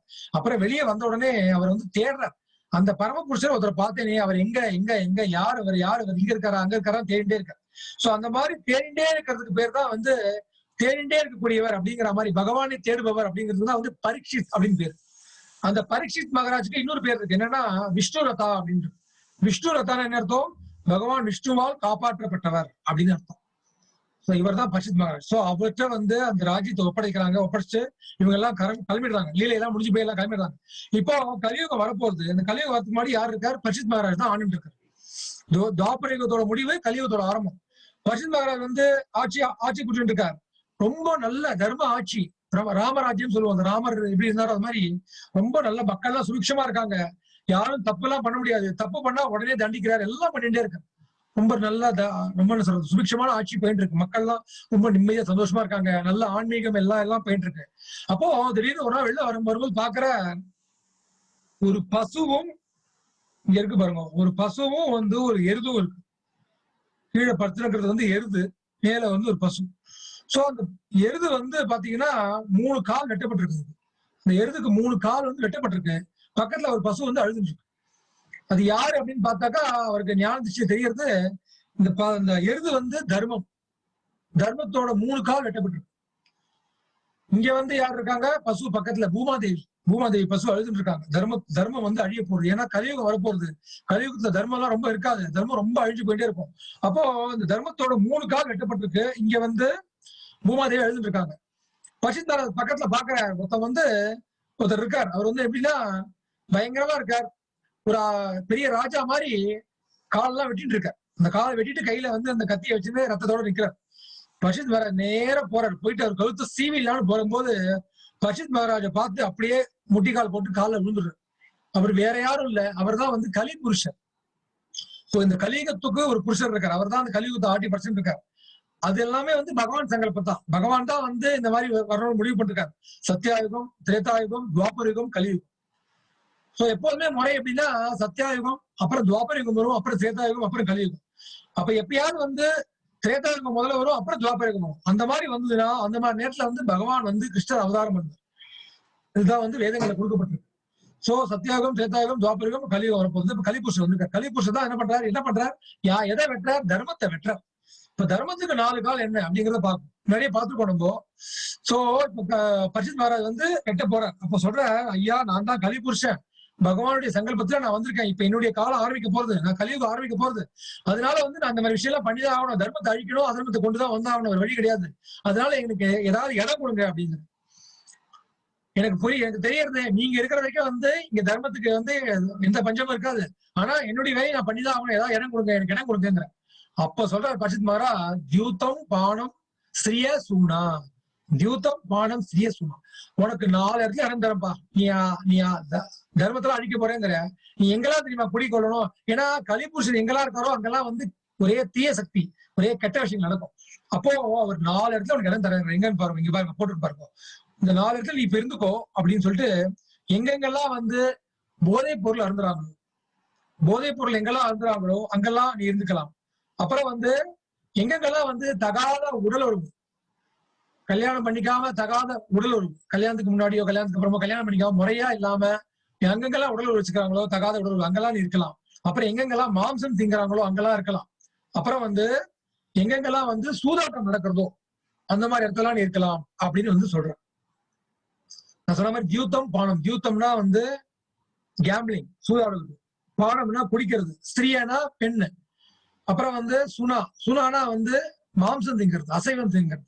சோ இதுதான் தர்மத்தோட 4 கால். ஆக்சுவலா தர்மத்தோட 4 கால் என்னன்னா சத்தியம், சௌச்சம், அப்புறம் வந்து தயா, அப்புறம் வந்து தபம். சோ சத்தியத்தோட காலை எது முறியடிக்கும் அப்படின்னு பாத்தீங்கன்னா சூதாட்டம், சத்தியத்தை வந்து முறியடிச்சிடும். அப்புறம் சௌச்சம், சுத்தத்தை எதுக்கு முறியடிக்கும்? தகாத உடல் உறவு. அதுக்கப்புறம் வந்து தயவு, கருணை எது முறியடிக்கும்? மாம்சம் திங்கிறது. அடுத்த ஜீவராசியை கொண்டு அது மாம்சம் திங்கிறது வந்து தயே என்ற தர்மத்தோட கால உடைச்சிடும். அப்புறம் வந்து 4வது வந்து சத்தியம், சௌச்சம், தயா. அப்புறம் வந்து தபம். தபம் அப்படின்னா என்னன்னா, தவம்னா என்ன அர்த்தம்? ஆக்சுவலா கண்ண மூடியும் தவம் பண்றது தவம் கிடையாது. ஆக்சுவலா தவம் ஏன் சொல்றாங்கன்னா, புலன்களை கட்டுப்படுத்துவது, புலன்களை கட்டுப்படுத்தி மனசை கட்டுப்படுத்தி அப்படியே வந்து இந்த பௌதிக விஷயத்தெல்லாம் ஈடுபடாம, இந்த காமம், கோதம் இதெல்லாம் போய் ஈடுபடாம பகவான் பக்கம் திருப்புறோம் இல்லையா, அதுதான் தவம்னு ஆக்சுவலா பேர். சோ போதைப் பொருள் அருந்தா என்ன ஆகும்? தவம் கெட்டு போயிடும், புத்தி பேதரிச்சு போயிடும், தவம் பண்ண முடியாது. குடிக்க ஆரம்பிச்சாலே, போதைப் பொருள் அருந்தாலே எல்லா தப்பும் செய்ய ஆரம்பிச்சிடும். கொலை செய்வான், கற்பழிப்பான், அது பண்ணுவான், இது பண்ணுவான், எல்லா கெட்ட விஷயம் நடக்கும். இந்த போதை அவ்வளவு கொடுமையானது. சோ இந்த 4 தர்மத்தோட காலம் வந்து அவன் வெட்டிட்டு இருக்கான் கலிபுருஷன். சொல்ற, இந்த நேரத்துல நீ வெட்ட முடியாது, நான் இருக்கிற வரைக்கும் நீ பண்ண முடியாது, நீ அப்புறம் என்ன பண்ணிக்கோ, இப்ப வந்து நீ வந்து இதெல்லாம் இந்த இடத்துல வந்து இருந்துக்கோங்கிற கிளீனா சொல்லிடுறாரு அவரே, இந்த 4 இடத்துல இருந்துக்கோட்டு. சோ எங்கெங்கெல்லாம் அந்த 4 விஷயம் நடக்கிறதோ அங்கெல்லாம் வந்து கலிபுருஷனோட ஆதிக்கம் இருக்குன்னு புரிஞ்சுக்கணும். எங்கெங்க வந்து போதைப் பொருள் அருந்துறார்களோ, மதுபான கடை இருக்கோ, எங்கெங்கெல்லாம் வந்து மாம்சம் திங்கிறாங்களோ, வெட்டப்படுகிறதோ, எங்கெங்கெல்லாம் வந்து சூதாட்டம் நடக்கிறதோ, அப்புறம் எங்கெங்கெல்லாம் வந்து தகாத உடல் எல்லாம் நடக்கிறதோ, இதெல்லாம் வந்து கலிபுருஷனோட ஆதிக்கம் பயங்கரமா இருக்கும். அப்ப சொல்ற, இந்த இடம் மட்டும் எனக்கு போராது, வேறதான் இடம் கொடுக்கலையே அப்படிங்கிற. அப்ப சொல்ற, எங்கெங்கெல்லாம் வந்து அளவுக்கு அதிகமாக பணமோ தங்கமோ சேர்க்கப்படுகிறதோ அங்கெல்லாம் போய் தங்கிக்கோங்க. சோ அளவுக்கு மேல பணம் அதிகமா இருந்தா அது ரொம்ப கெடுதல். அளவா இருந்தா ரொம்ப நல்லது, அளவா இருக்கலாம். அளவுக்கு மேல பணமா இருக்கட்டும், தங்கமா இருக்கட்டும் இருந்ததுதான் அந்த இடத்துல வந்து நிறைய சண்டை, சச்சரவு, குழப்பம் எல்லாம் வரும். அடுத்தவனுக்கு பொறாம வரும், அடுத்தவன் இவனை கொண்டு அப்படின்னு தங்கத்தை அடையலான்னு பார்ப்பாங்க, கொள்ளடிப்பாங்க, கொள்ளடிக்க முயற்சி பண்ணுவாங்க. எல்லாமே அளவுக்கு அதிகமா இருந்தா அளவுக்கு மிஞ்சினால் அமிர்தம் நஞ்சு சொல்லிருக்காங்க. அந்த மாதிரி வந்து எல்லாமே அளவுக்கு மேல இருந்தா எங்கெங்கெல்லாம் அளவுக்கு அதிகமா செல்வமோ முக்கியமா தங்கம் தங்கம் இருக்கோ அங்க வந்து நீ குடி போந்துக்கோங்க. சோ நிறைய செல்வம் வந்து அவனுக்கு நிம்மதியே இருக்காது மனசுல பாத்தீங்கன்னா. ரொம்ப நிறைய பணம் சேர்த்தோம்னா அதெல்லாம் வந்து எதிர் போகும்னா விரயமா போகும். வியாதி அந்த மாதிரி எது விஷயமா போகும். இல்ல மனசுக்கு நிம்மதி இருக்காது, ஒரு பயம் இருக்கும். யாராவது கொள்ளடிச்சுனே போயிடுவாங்களோ, எவனாவது 15 வருஷம் பயந்துனே இருப்பான், நிம்மதி இல்லாம இருப்பான், ரொம்ப கஷ்டப்படுவாங்க. சோ அந்த மாதிரி வந்து அந்த நேரத்துல நீ இருந்துக்கோ அப்படின்ட்டு. சோ அதனால வந்து கலிபுருஷனுக்கு வந்து இடம் கொடுத்துட்டு போற பரிஷித் மகாராஜ் எங்கெங்கெல்லாம் இருக்கும் கலியுகத்துல. அதுக்கப்புறம் வந்து இதெல்லாம் நடக்கிறது. அதுக்கப்புறம் என்ன ஆகுது அப்படின்னு பாத்தீங்கன்னா, ஒரு நாள் வந்து பரிஷித் மகாராஜ் வந்து இதெல்லாம் வந்து பகவானுடைய ஏற்பாடு. பரிஷித் மகாராஜ் வந்து காட்டுக்கு போறாரு. காட்டுக்கு வேட்டையாட போகும்போது அப்ப வந்து திடீர்னு தாகம் எடுக்குது. தாகம் எடுக்கும்போது ஒரு ஆசிரமத்துக்குள்ள போறார். அந்த ஆசிரமத்துக்குள்ள ஒரு முனிவர் வந்து தவம் பண்ணிட்டு இருக்கார். அவருக்கு ரொம்ப தாகமா இருக்கு. முனிவரையே தண்ணி கொடுங்க தண்ணி கொடுங்கன்னு நான் நிறைய வாட்டி கேட்கிறேன். ஆனா அந்த முனிவர் வந்து தியானத்துல இருக்கிறனால கவனிக்க முடியல. அதனால கோவம் வந்துருது பரிஷித் மகாராஜுக்கு. பரிஷித் மகாராஜ் கோவமே வராது. ஆனா அந்த நேரத்துல பகவான் வந்து அந்த கோவத்தை உண்டாக்குறார். இதோட பின்னாடி என்ன ஆகுறதுன்னு பார்ப்போம். அதோட விளைவுதான் பாகவதம் வெளியே வருது. அங்க அர்ஜுனுக்கு வந்து அர்ஜுனுக்கு பாத்தீங்கன்னா குழப்பமே கிடையாது. அர்ஜுனுக்கு என்னைக்குமே மன குழப்பமே கிடையாது, தெளிவானவர். ஆனா அர்ஜுனுக்கே வந்து ஒரு குழப்பம் வருது. அதனால்தான் வந்து என்ன வெளியே வந்தது, பகவத்கீதை வெளியே வருது. இங்க பரிஷித் மகாராஜ் அதே மாதிரிதான் அர்ஜுனுடைய பேரன் பரிஷித் மகாராஜ். அவருக்கு வந்து ரொம்ப தர்மம் ரொம்ப தர்மம் உரியவர். ஆனா வந்து தர்மத்தை கடைபிடிக்கக்கூடியவர் வந்து அவருக்கு கோவம் வந்துருது. அப்ப என்ன ஆகுது, அந்த இந்த முனிவர் பேர் சமிக்க முனின்னு பேர், சமிக்க ரிஷின்னு பேர். இந்த சமிக்க ரிஷியை வந்து என்ன பண்றார், பக்கத்துல பாக்குற ஒரு பாம்பு செத்து கிடக்கு. செத்து போன பாம்பை எடுத்து அவர் கழுத்துல போட்டுரு. இந்த கோவத்துல போட்டு போயிடுறாரு. அப்புறம் போயிட்டு கொஞ்ச நேரம் அப்புறம் யோசிக்கிறார், ஐயோ என்ன இவ்வளவு பெரிய தப்பு பண்ணிட்டேன், ஒரு தாகத்தை தீர்க்க முடியலங்கிறதுக்காக எனக்கு இவ்வளவு பெரிய கோவம் வரலாமா, அவ்வளவு பெரிய முனிவருக்கு போய் பெரிய அபராதம் பண்ணிட்டேன், பெரிய தப்பு பண்ணிட்டேன்னு சொல்லி யோசிக்கிறார். அவர் முனிவர் தியானத்திலே இருக்கார். அப்புறம் இங்க என்ன இருக்குன்னா, இந்த பக்கத்துல பாத்தீங்கன்னா அந்த சமிக்க ரிஷிக்கு, இது சமிக்க ரிஷி, இது வந்து பரிஷித் மகாராஜ். சமிக்க ரிஷிக்கு வந்து ஒரு பையன் இருக்கான். அந்த பையனும் வந்து சின்ன பையன், பிராமண பையன் தான், ஆனா ரொம்ப சக்தி வாய்ந்தவர். ஸ்ருங்கி முனின்னு பேரு, ஸ்ருங்கின்னு பேரு. இந்த ஸ்ருங்கி முனிக்கு இந்த மாதிரி விஷயம் எல்லாம் தெரிய வருது. அப்பா வந்து இந்த மாதிரி ஒருத்தர் வந்து அசிங்கப்படுத்திட்டாரு, அவமானப்படுத்திட்டாரு. என்ன பண்றாரு, உடனே சாபம் விடுறாரு. செத்து போன பாம்பு எடுத்தானே எங்க அப்பா கழுத்துல போட்டீங்க.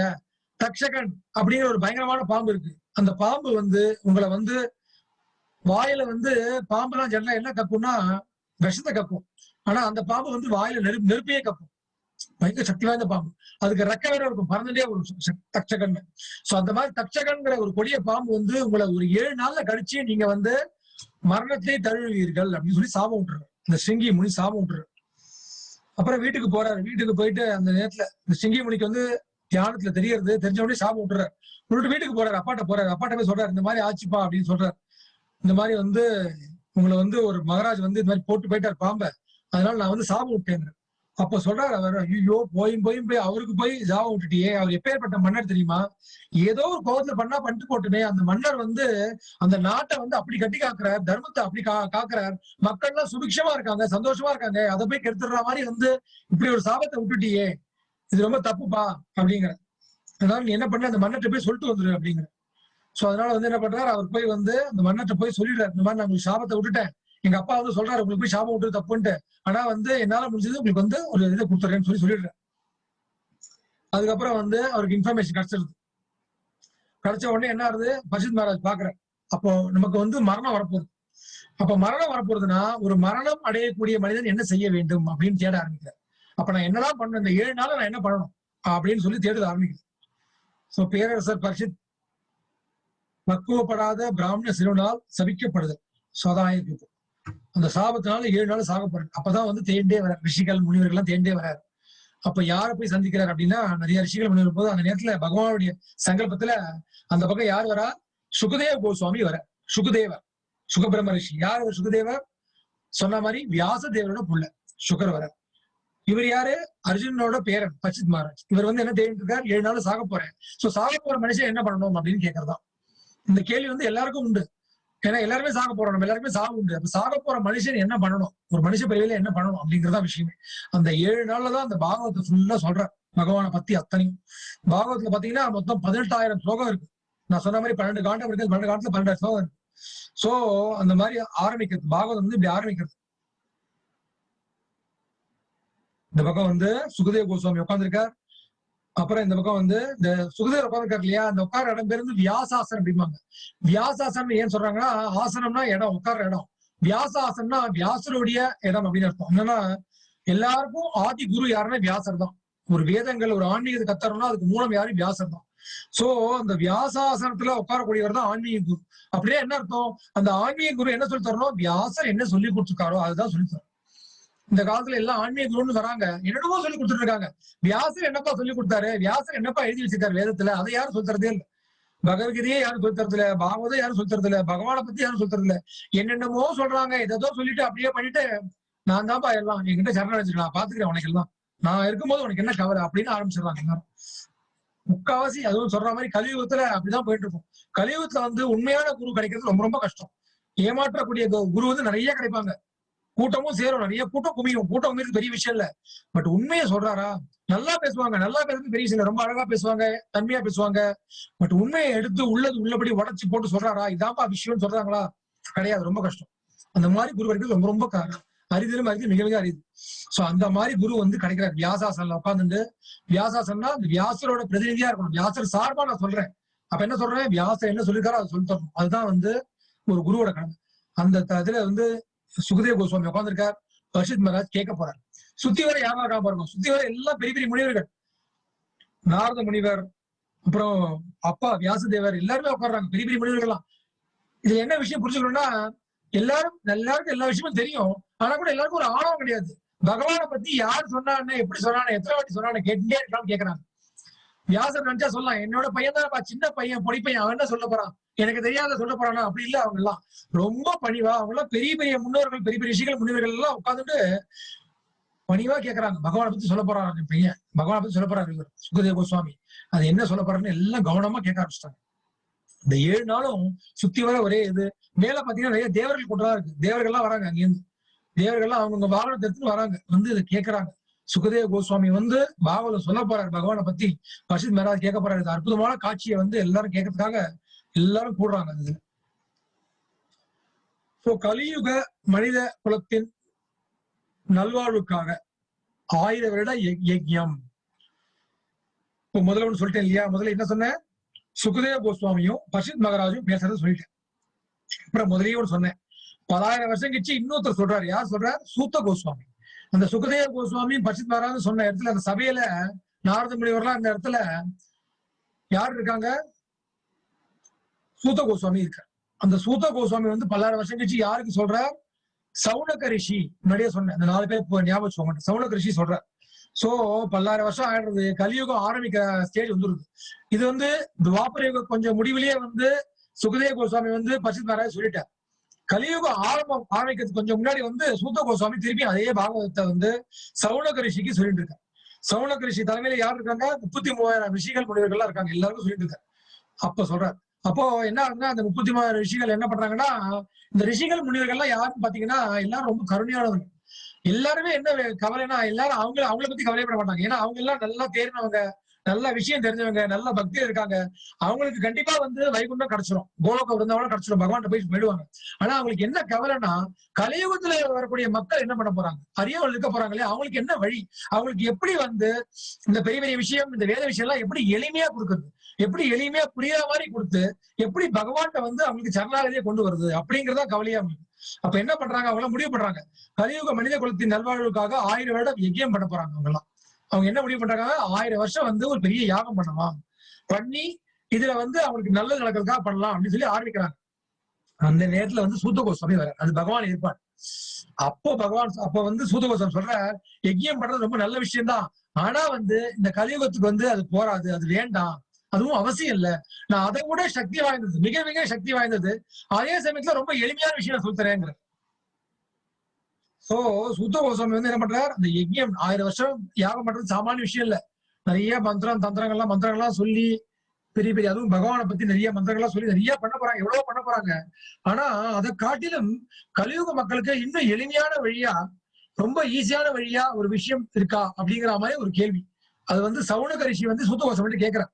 நாங்க இந்த மாதிரி முடிவு பண்ணிக்கோம், ஆனா இது பண்ணலாமா, இல்ல வேற ஏதாவது வழி இருக்கான்னு சொல்லி அப்ப சொல்ற, ரொம்ப ரொம்ப எளிமையான இன்னும் வழி இருக்கு. இது வந்து நீங்களும் பண்ணலாம், கலியுகத்தில் வரக்கூடிய மக்களும் பண்ணலாம். பகவானுடைய நாம ஜெபம் அப்புறம் பகவானை பற்றிய ஸ்ரீமத் பாகவதத்தை படிச்சாலே போறோம், வேற எதுவும் பெருசா பண்ண வேண்டிய அவசியம் இல்லை அப்படின்னு சொல்லி ஆரம்பிக்கிறார். ஏன்னா இந்த யாகம் எல்லாம் பண்ணணும் சும்மா இல்ல, நிறைய இருக்கு. இந்த சொல்லக்கூடிய மந்திரம் சொல்லக்கூடிய கணபாளிகள் அவங்க எல்லாம் வந்து ஒழுங்கா மந்திரத்தை சொல்லணும். அப்புறம் அதுல ஊத்தக்கூடிய திரவியங்கள்லாம் ரொம்ப நல்லா இருக்கணும், பிரமாதமா இருக்கணும், எல்லாம் பெர்ஃபெக்டா பண்ணா மட்டும்தான் ஒரு யாகத்தோட பலன் கிடைக்கும். ஆனா பகவானுடைய நாமம் அப்படி கிடையாது. பகவானுடைய ஞாபகம் வந்து சாங்கேத்திய பாரியாசியமா ஒரு ஒரு கிண்டலாவோ ஒரு கேலியாவோ சாதாரணமாவோ, ஹே கிருஷ்ணா வா கிருஷ்ணா போ கிருஷ்ணான்னு ஒரு குழந்தைய கூப்பிடுற மாதிரி குழந்தைக்கு பேர்லாம் வைப்பா. கிருஷ்ணா எங்க வாடா கிருஷ்ணா எங்க போடானாலே முடிஞ்சு போச்சு. அந்த நாமம் வந்து அப்படி காப்பாத்தும். அதனால வந்து பகவானுடைய நாமத்தை பத்தியும் அப்புறம் பகவானுடைய அழகு ரூபத்தை பத்தியும் முக்கியமா 4 விஷயம் நோட் பண்ணிக்கோங்க. நாம ரூப குண லீலா. பகவானுடைய நாமம், பகவானுடைய சுந்தர ரூபம், பகவானுடைய குணங்கள். கருணாசாகரன் எவ்வளவு கருணையானவர், பராக்கிரமசாலி, அசுரர்கள் எல்லாம் எப்படி அடிக்கிறார் வீரமா, இந்த மாதிரி பகவானுடைய குணங்கள். அப்புறம் பகவானுடைய லீலை, ஒரு லீலை எப்படி பண்றார் அப்படிங்கறத பத்தி நாம ரூப குண லீலா இதை பத்தி வந்து விஸ்தாரமா சொல்லக்கூடியதான் வந்து ஸ்ரீமத் பாகவத். அதை வந்து சூத்த கோஸ்வாமி வந்து சவுனக ரிஷிக்கு சொல்ல ஆரம்பிக்கிறார். இதோட எளிமையான வழி எதுவும் கிடையாது கலியுகத்துல அப்படின்னு சொல்லி ஆரம்பிக்கிறார். அப்பதான் வந்து அவர் சொல்லுவார், சுகதேவ கோஸ்வாமி என்ன சொன்னார் தெரியுமா அப்படின்ட்டு. சோ அந்த போட்டோ தான் நீங்க பின்னாடி பாக்குறீங்க. எனக்கு பின்னாடி போட்டோ இருக்கு இல்லையா, அந்த போட்டோ தான் எனக்கு பின்னாடி இருக்கக்கூடிய போட்டோ அதேதான். இந்த சுகதேவ கோஸ்வாமி வந்து பர்ஷித் மகாராஜுக்கு சொல்லக்கூடிய அந்த போட்டோ, அதுதான் நான் பின்னாடி வச்சுட்டு இருக்கேன்.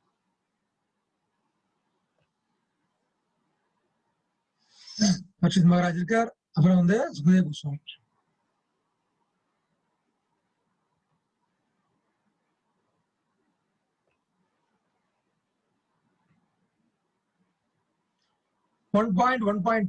பாகவதம் படிக்கிறேன், திருப்பி சொல்லுங்க. நிகம கல்பத்தரோர் கலிதம் பலம் சுகமுகாத் அமிர்த திரவ சம்யுதம் பிபத பாகவதம் ரசமாலயம் முகூரகோ ரசிகா புவி பாவுகாः. நிகம கல்பத்தரோர் கலிதம் பலம் சுகமுகாத் அமிர்த திரவ சம்யுதம் பிபத பாகவதம் ரசமாலயம் முகூரகோ ரசிகா புவி பாவுகாः. என்ன சொல்றாங்க அப்படின்னா,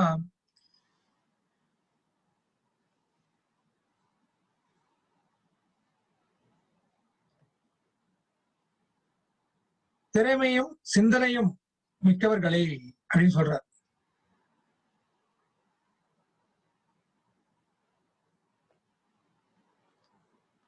திறமையும் சிந்தனையும் மிக்கவர்களே, கல்ப விருட்சமாகிய வேத இலக்கியங்களின் கனிந்த பழமாகிய ஸ்ரீமத் பாகவதத்தை அனுபவியுங்கள் அப்படின்னு சொல்றாங்க.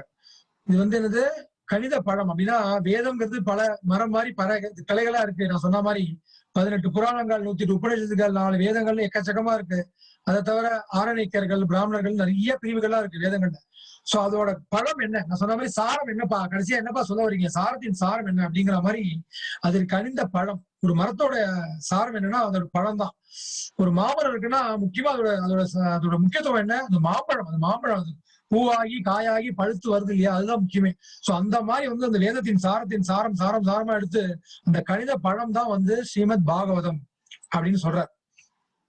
சோ அதை அனுபவிங்கிற அமிர்தம் போன்ற அதன் ரசம் முக்தி பெற்ற ஆத்மாக்கள் உட்பட அனைவராலும் ஏற்கனவே கூடியதாக இருந்தாலும் ஸ்ரீ சுகதேவ கோஸ்வாமியின் உதடுகளில் இருந்து அது வெளிவந்திருப்பதால் இந்த பழம் அதைவிட அதிக சுவையுடையதாக ஆகின்றது. சோ ஜெனரலா வந்து சொல்லுவோம் இல்லையா, கிளி தின்ன பழம் சொல்லுவோம். அது மாதிரி வந்து வேதத்தோட சாரத்தின் சாரம் நல்ல பழுத்த பழமா ஸ்ரீமத் பாகவதம் ஏற்கனவே இருக்கு. அது யார் வாயால வருது, சுகதேவ கோஸ்வாமி வழியா. சோ சுகனா நான் என்ன சொன்னேன், சுகனா கிளின்னு அர்த்தம். யாருடைய கிளி அவர் ஆக்சுவலா, அவர் வந்து ஸ்ரீமதி ராதாராணியோட கிளி. அவர் பூலோக விருந்தாவனத்துல அவர் தான் வந்து இந்த பூலோகத்துல வந்து பகவானுடைய அனுகிரகத்துல பகவானுடைய ஏற்பாட்டுல அவதாரம் பண்றார். பண்ணி அவர் வாய் வழியா வரும்போது என்ன ஆகுது, எப்படி வந்து பழம் ஒரு மாம்பழத்தை வந்து ஒரு கிளி கொத்தினா எப்படி அவ்வளவு சுவையா இருக்கும், அது மாதிரி அவர் வாய் வழியா அந்த பாகவதம் வரும்போது அது இன்னும் சுவை அதிகமாகுது அப்படிங்கிறாங்க. சோ அந்த பாகவதத்தை வந்து அணுவீங்கள் அப்படிங்கிறாங்க. இது வந்து பகவானுடைய கடைசி லீலை அப்படின்னா பகவான் லீலையை முடிக்க போற பகவான். நான் சொன்னேன் இல்லையா, அந்த பகவான் கிளம்பிட்டார், கிளம்பினதுக்கு அப்புறம் தான் நடக்கிறது. பகவான் எப்படி கிளம்புறார் அப்படின்னா, பகவான் ஒரு லீலையை பண்ணார் அப்படின்னா எல்லாமே அவரே முடிவு பண்ணிக்கிறார். நம்ம சொல்ற மாதிரி நமக்கு பிறப்பு இறப்பு ரெண்டுமே நம்ம கையில இல்ல. நம்ம சொல்லுவோம் நம்மளுடைய பிறப்போ இறப்போ எதுவுமே நம்ம கையில இல்லப்பா. எப்ப பிறக்க போறோம், யாருக்கு பிறக்க போறோம், எந்த நாட்டுல பிறக்க போறோம், எப்படி பிறக்க போறோம், சிவப்பா இருக்க போறோமா, கருப்பா இருக்க போறோமா, எதுவுமே நம்மளால முடிவு பண்ண முடியாது. என் குரல் எப்படி இருக்க போறது எதுவும் தெரியாது. அதே மாதிரி மரணமும் எப்ப எந்த நேரத்துல வரும், எப்படி வரும். இப்ப நம்ம கொரோனான்னு சொல்லிட்டு இருக்கோம். கொரோனால வர போறதா, இல்ல ஆக்சிடென்ட்ல போறோமா, எப்படி போறோம் எதுவுமே தெரியாது. எல்லாமே ஒரு என்ன சொல்றது, ஒரு மர்மமா தான் இருக்கும். ஆனா பகவான் அப்படி கிடையாது. பகவான் முடிவு பண்றாரு. நான் லீலை பண்ண போறேன். இப்படிதான் பிறவி எடுக்க போறேன். இவங்களுக்கு தான் பிறக்க போறேன். இந்த 2 பக்தர்களை நான் செலக்ட் பண்ண போறேன். அவங்க வசுதேவர் தேவகி அவங்களுக்கு தான் நான் அவதாரம் பண்ண போறேன். அப்புறம் இந்த லீலாம் பண்ண போறேன். இந்த பாடம் எல்லாம் சொல்லி தர போறேன். அப்புறம் என் லீலையை நான் இந்த விதமா முடிச்சுக்க போறேன் அப்படின்னு பகவானே ஏற்பாடு பண்றேன். அதனால்தான் ஒரு காந்தாரி சாபம் விடுற மாதிரி ஒரு சீன் பகவான் உருவாக்குறார். இந்த சொல்லுவோம் இல்லையா, அந்த சினிமாலாம் எடுக்கும்போது ஸ்கிரீன் பிளே டைரக்ஷன் எல்லாம் சொல்லுவோம். இந்த டைரக்டர் தான் முக்கியமே. டைரக்டர் தான் முடிவு பண்ணுவார். இந்த ஹீரோ சாவணுமா ஜெயிக்கணுமா, வில்லன் இந்த நேரத்தில் சாவணுமா சாவக்கூடாதா, இவங்களுக்கு என்ன ஆகணும் அவங்களுக்கு என்ன ஆகணும் எல்லாம் முடிவு பண்ணி டைரக்டர். அந்த மாதிரி சுப்ரீம் டைரக்டர் பகவான் எல்லாரையும் ஈக்கிட்டு இருக்கார். அப்புறம் தன்னுடைய லீலைகளையும் பகவான் முழுசா இருக்கிறார். சோ பகவான் முடிவு பண்றதா எல்லாமே. சோ பகவானுக்கு ஒருத்தர் சாபம் விடவே முடியாது. காந்தாரி சாபம் விட்டாங்க, பகவான் அதை அனுமதிக்கிறார். ஏன்னா அந்த சாபம் விட்டு அப்படியே அப்படி முடிச்சு போற மாதிரி தன்னுடைய யாதவ குலம் அதை தானே ஒருத்தர் சண்டை போட்டு அப்படியே தன்னே முடிச்சுக்கிற மாதிரி ஒரு லீலையை பண்ணி எல்லாரும் பகவான் மேல போறார். பகவானோட எல்லாரும் போறாங்க. யாரெல்லாம் வந்தாங்க, நான் சொன்ன மாதிரி பகவான் நித்திய சகாக்கள் தேவர்கள் எல்லாம் தான் வந்தாங்க. இங்க மேலோட்டமா பார்த்தா பகவான் சண்டை போட்டு எல்லாரும் அப்படியே இறந்து போற மாதிரி தெரியறது. ஆனா நல்ல சில பேர் சில பக்தியில் இருக்கக்கூடிய தெய்வீக கண்களுக்கு தெரியறதான் பகவான் நேர போற கோலோக விருந்தாவனம் கூட எல்லாரும் போறாங்க. அவருடைய சகாக்கள் எல்லாரும் போறாங்க. இதான் தெரியுது அவங்களுக்கு. இது பௌதிக கண்களுக்கு. இங்க நடக்கிற விஷயம் என்னன்னா, பௌதிகங்கள் யாரு பௌதிகம் என்ன, பக்தர்கள் அல்லாதவர்கள், பகவானை சரியா புரிஞ்சுக்காதவர்கள். பகவான் சொல்றாரு இல்லையா பகவத்கீதையில, அவஜானந்தி மாமூடா மானுஷின் தன்மாசித்தம். முட்டாள்கள் நான் மனிதனாக சாதாரண மனிதன் மாதிரி அவதரிக்கும் போது என்னை சாதாரண மனிதனாக நினைக்கிறார்கள் பகவான். அந்த மாதிரி மனுஷனா தெரியவங்களுக்கு இந்த மாதிரிலாம் பகவான் லீலையை முடிச்சுக்கிறார். ஆனா பக்தியில இருக்கிறவங்களுக்கு என்ன தெரியுது, இந்த கண்ணுக்கு தெரியுது. பக்தியில தான் தெரியும். இந்த பக்தியை தான் பகவான் அனுகூலம் பண்ணுவார். அவங்களுக்கு கணக்கு தெரியும். பகவான் மேல போறது தெரியறது. உகலோக விருந்தாவனம் கூட சகாக்கள் எல்லாம் போறாங்க. அதுல சில தேவர்கள் எல்லாம் குழம்புறாங்க. பகவான் என்ன பண்றாரு எது பண்ணாலே புரியவே இல்லையே அப்படின்ட்டு. நம்ம அந்த முதல் ஸ்லோகத்திலேயே பார்த்தோம். பெரிய பெரிய தேவர்கள் ரிஷிகள் எல்லாம் குழம்புறாங்க. பகவான் லீலைகள் எல்லாம் புரிஞ்சிக்கவே முடியல. பகவான் பார்த்தா எல்லாத்துக்கும் அதிபதி மாதிரி இருக்காரு, எல்லாரையும் ஆட்டி படைக்கிற மாதிரி இருக்காரு, அசுரர்கள் எல்லாம் கொள்றாரு. ஆனா இங்க பார்த்தா யசோதா குச்சி எடுத்தாங்கன்னா அழுதுனே ஓடுறாரு. பெண்ணையை திருட்டு அழுதுனே பயந்து ஓடுறாரு. தாமோதரியில பார்த்தோம் நம்ம. அந்த மாதிரி பகவான் படம்ல கான்ட்ரவர்சியா இருக்கு. அங்க பயப்படுற மாதிரி அவங்க அசுரர்களா அழிக்கிறார். அப்புறம் ஏன் யசோதாமா பார்த்து பயப்படுறாரு அப்படின்னா, அந்த லீலைகளுக்காக பக்தர்களுக்காக பகவான் தன்னை விட்டு கொடுக்குறாரு. தன்னுடைய சக்திகள்லாம் விட்டு கொடுத்து ஒரு சாதாரண குழந்தை மாதிரி பயந்து ஓடுறாரு யசோதாமாக்காக. ஏன்னா யசோதாமா காட்டக்கூடிய பக்தி அப்பேற்பட்ட பக்தி வாத்சல்ய பாவத்துல இருக்காங்க. சோ அந்த பக்திக்கு பயந்து ஓடுறாரு. அந்த மாதிரி பகவான் லீலைகள்லாம் யாருக்கு தெரியும்னா, உண்மையான லீலைகள் பக்தர்கள் தான் தெரியும். பகவான் கிளம்புறார். சில தேவர்களுக்கு எல்லாம் சில பேருக்கு எல்லாம் தெரியாது. பிரம்மா சிவனுக்கு எல்லாம் உலகம் தெரியாது. பகவான் இது போறார் போட்டுருக்கு, தன்னுடைய சுதாமத்துக்கு போறார், சுயதாமத்துக்கு போறார் அப்படின்னு தெரியுது. சோ அந்த மாதிரி பகவான் போயிட்டு இருக்கார். 1.2.6 இந்த ஸ்லோகம் படிக்கிறேன், திருப்பி சொல்லுங்க. சவை பும்சாம் பரோ தர்மோ யதோ பக்திர் அதோக் சஜே அகைதுகி அப்ரதிஹதா யயாத்மா சுப்ரசீததி. என்ன சொல்லப்பட்டிருக்கு? சவை பும்சாம் பரோ தர்மோ யதோ பக்திர் அதோக் சஜே அகைதுகி அப்ரதிஹதா யயாத்மா சுப்ரசீததி. என்ன சொல்லப்பட்டிருக்குன்னா, எதனால் மனிதன் பரமபுருஷரின் உன்னதமான பக்தி தொண்டை பெற முடியுமோ அதுவே மனித வர்க்கம் முழுமைக்கும் தர்மமாகும்.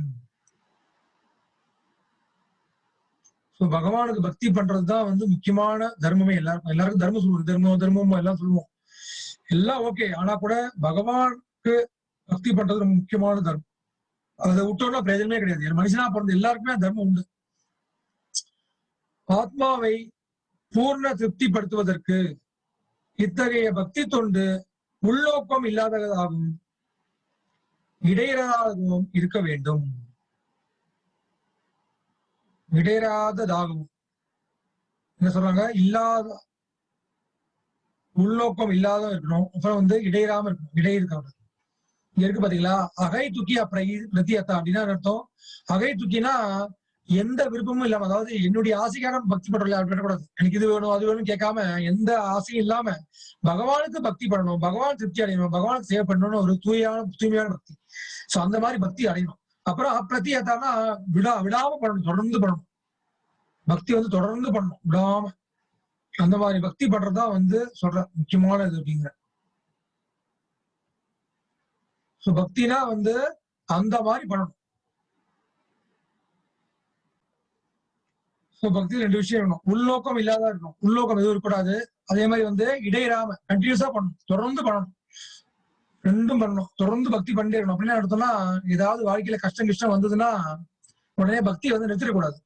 ஐயோ ஒரே கஷ்டமா கொடுக்குறீங்க, உனக்கு பக்தி பண்ணி என்ன என்னத்தை கண்டேன் அப்படிலாம் நினைச்சு கூடாது. ஏதோ பண்ண கர்மனால அனுபவிச்சுட்டு இருப்போம். அதெல்லாம் கழிச்சுட்டு பகவான்கிட்ட போய் எப்படி சேரணும் அப்படிங்கறதா வந்து முக்கியமானது. சோ அதுதான் சொல்றாங்க, சவை பும்சாம் பரோ தர்மம். முக்கியமான விஷயம் இது. எல்லா ஜீவராசிகளுக்குமே முக்கியமான தர்மம் என்னன்னா, உயர்ந்த தர்மம் எதுனா எதோ பக்தி அதோக் சஜி. பகவானுக்கு பேர் அதோக் சஜன்னு பேர். அதோக் சஜன். சோ நம்மளுடைய புலன்களால வந்து பகவானை புரிஞ்சுக்க முடியாதவர். நம்ம புலன்களுக்கு அப்பாற்பட்டவர். நம்ம மூளைக்கு புத்திக்கு எல்லாத்துக்கும் அப்பாற்பட்டவர் தான் வந்து பகவான் அதோக் சஜன்னு பேர். சோ அப்பேற்பட்ட பகவானுக்கு பக்தி பண்றது, முக்கியமா நாம சங்கீர்த்தனம் பண்றது, அப்புறம் விக்கிர வழிபாடு, பகவானுக்கு ஊதுத்தி காட்டுறது, இந்த மாதிரி விஷயங்கள்லாம் பண்றதுதான் வந்து அதுதான் பாருங்க ஆத்மாவை பூர்ண திருப்தி படுத்துவதற்கு. நம்ம எல்லாருமே திருப்தி அலைஞ்சிட்டு இருக்கோம். உண்மையிலேயே மன திருப்தி கிடைக்கிறதால கிடைக்க மாட்டேங்குது. சோ அந்த திருப்தி கிடைக்கணும்னா அதுக்கு வந்து முக்கியமான விஷயம் என்ன பண்ணணும், இதுதான் பண்ணணும். எதையும் எதிர்பார்க்காத ஒரு பக்தி பண்ணணும். 11.5.32 முக்கியமான விஷயம் என்னன்னா, இந்த கலியுகத்துல எப்படி பகவான் அவதாரம் பண்றார் அப்படிங்கறத வந்து பாகவதத்திலே சொல்லப்பட்டிருக்கு. பகவான் எப்படி வரப்போறார், எப்படி சொல்றார், என்ன பண்ண போறார், எப்படி கொடுக்க போறார் எல்லாருக்கும். முக்கியமான ஸ்லோகம் படிச்சுக்கோங்கன்னு நான் சொல்றேன். கிருஷ்ணவர்ணம் துஷா கிருஷ்ணம் சாங்கோ பாங்காஸ்திர பார்ஷதம் யஜ்ஞை சங்கீர்த்தன பிராயைர் யஜந்தி ஹி சுமேதசக. கிருஷ்ணவர்ணம் துஷா Krishnam சாங்கோ பாங்காஸ்திர பார்ஷதம் யஜ்ஞை சங்கீர்த்தன பிராயைர் யஜந்தி he சுமேதசக.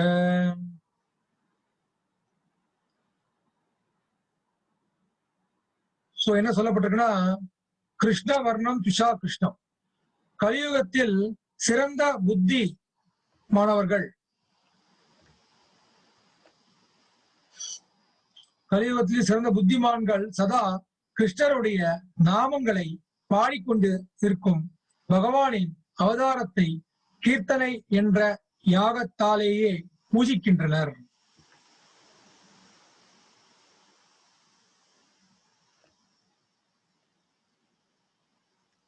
அவரது வர்ணம் கருமை இல்லை என்றாலும் அவர் கிருஷ்ணரே ஆவார். அவர் தமது சகாக்களாலும் சேவகர்களாலும் ஆயுதங்களாலும் அந்தரங்க தோழர்களாலும் சூழப்பட்டிருக்கிறார். யாரை பத்தி சொல்றது? நீங்களே சில பேர் கெஸ் பண்ணிருப்பீங்க. நம்ம சொல்றோம் இல்லையா, ஸ்ரீ கிருஷ்ணா சைதன்யா பிரபு நித்யானந்தா ஸ்ரீ அத்வைத கதாதாரா ஸ்ரீவாசாதி கௌரபக்த பிருந்தா சொல்றோம் இல்லையா, அவர் தான். இந்த முன்னாடியே பார்த்தோம் இல்லையா, இந்த 5 பேர். ஸ்ரீகிருஷ்ண சைத்தன்யா பகவான் கிருஷ்ணர், அப்புறம் நித்யானந்தர் பலராமர், அப்புறம் அத்வைதாச்சாரியர் மகாவிஷ்ணு, அப்புறம் கதாதரர் ஸ்ரீமதி ராதாராணி, அப்புறம் ஸ்ரீவாசர் யார் அவரு, நாரத முனிவர். இந்த 5 பேர் தான் வந்து பரப்பரா. அதை பத்தி வந்து பாகவத்துல ஏற்கனவே சொல்லப்பட்டாச்சு. இந்த மாதிரி கலியுகத்துல வந்து வரப்போறாங்க அப்படின்னு முன்னாடியே சொல்லாச்சு. இந்த பாகவத்துல வந்து கலியுகத்தை பத்தி நிறைய விஷயங்கள் வந்து ஏற்கனவே முன்கூட்டியே சொல்லியிருக்காங்க, இந்த மாதிரி நடக்க போகுது. இது எல்லாமே தெளிவா கரெக்டா நடக்கிறது. இந்த இது சொல்றோம் இல்லையா, இப்போ கலியுக மக்கள்ல லிவிங் டுகெதர், இந்த கல்யாணம் பண்ணிக்காம ஆணும் பெண்ணும் சேர்ந்து வாழ்வாங்க, லிவிங் டுகெதர்னு. அதை பத்தி எல்லாம் சொல்லப்பட்டிருக்கு. அதை பத்தி ஸ்லோகங்கள்லாம் வரப்போகுது, பார்க்கப்போம். அதை பத்தி எல்லாம் அப்பவே வந்து ப்ரெடிக்ஷன்ஸ் சொல்லுவோம், முன்கூட்டியே சொல்லப்பட்டிருக்கு. அதுல சொல்லப்பட்டிருக்கு கலியுகத்துல வந்து பகவான் இப்படி அவதாரம் பண்ண போறாரு. என்ன சொல்ற பாருங்க, கிருஷ்ண வர்ணம் விஷா கிருஷ்ணம். விஷ் ஆ கிருஷ்ணம் அப்படின்னா இங்க போட்டுட்டு பாருங்க. அவரது வர்ணம் கருமை இல்லை என்றாலும், அவர் கருணையா வரல, அவர் கருப்பா வரல. பகவானுடைய கலர்ல ஷியாமமேக வர்ணம். ஆனா பகவான் அப்படி வரல. எப்படி வர, ராதாராணியுடைய பாவத்தை எடுத்து எப்படி வர, கௌரங்காவா வர, பொன்னிறத்துல வர. பொன்னிறத்துல வந்து கௌரங்கா. ராதாராணி பேர் கௌராங்கின்னு பேரு. கௌராணினா பொன்னிறமானவள் அர்த்தம். இவர் வந்து பொன்னிறமானவனா வர, கௌரங்காவா வர. சோ அந்த மாதிரி வந்து கௌரங்கா. அப்புறம் இவர் வந்து நித்யானந்தர். நித்யானந்தர் யாரு, பலராமர். அந்த மாதிரி வந்து பகவானா இருக்கட்டும், பகவானுடைய அவதாரமா இருக்கட்டும், எல்லாமே வந்து வேதங்கள்ல ஏற்கனவே கொடுக்கப்பட்டதுதான். எல்லாமே ஏற்கனவே கொடுத்தாச்சு. பகவான் இப்படிதான் அவதாரம் பண்ணுவேன்ட்டு. இதை தவிர வேற யாராவது நான் தான் பகவான், நான் தான் சிவபெருமான், நான் தான் கிருஷ்ணன் சொல்லிட்டாங்கன்னா நல்லா தெளிவா புரிஞ்சுக்கணும். எல்லாரும் ஏமாத்துறாங்கன்னு. ஏன்னா பகவான் எப்படி அவதாரம் பண்ணுவார், எந்த நேரத்துல அவதாரம் பண்ணுவார், யாருக்கு பிள்ளையா வருவார், யாருக்கு எப்படி வருவார், எல்லாமே வந்து வேதங்கள் எல்லாமே கொடுக்கப்பட்டிருக்கு. அதை நம்ம தெரிஞ்சுக்கணும். அதை படிக்கும் போதுதான் தெரிய வரும். அதுபடி வரவர்தான் பகவானை தவிர கண்டவங்க போறவங்க வரவங்க எல்லாம் பகவான் ஆக முடியாது. எல்லாருமே அவங்க வந்து அந்த மாதிரி இருக்கிறவங்க ஒரு ஒரு ஒரு ஆன்மீக குருவா கூட ஆக முடியாது.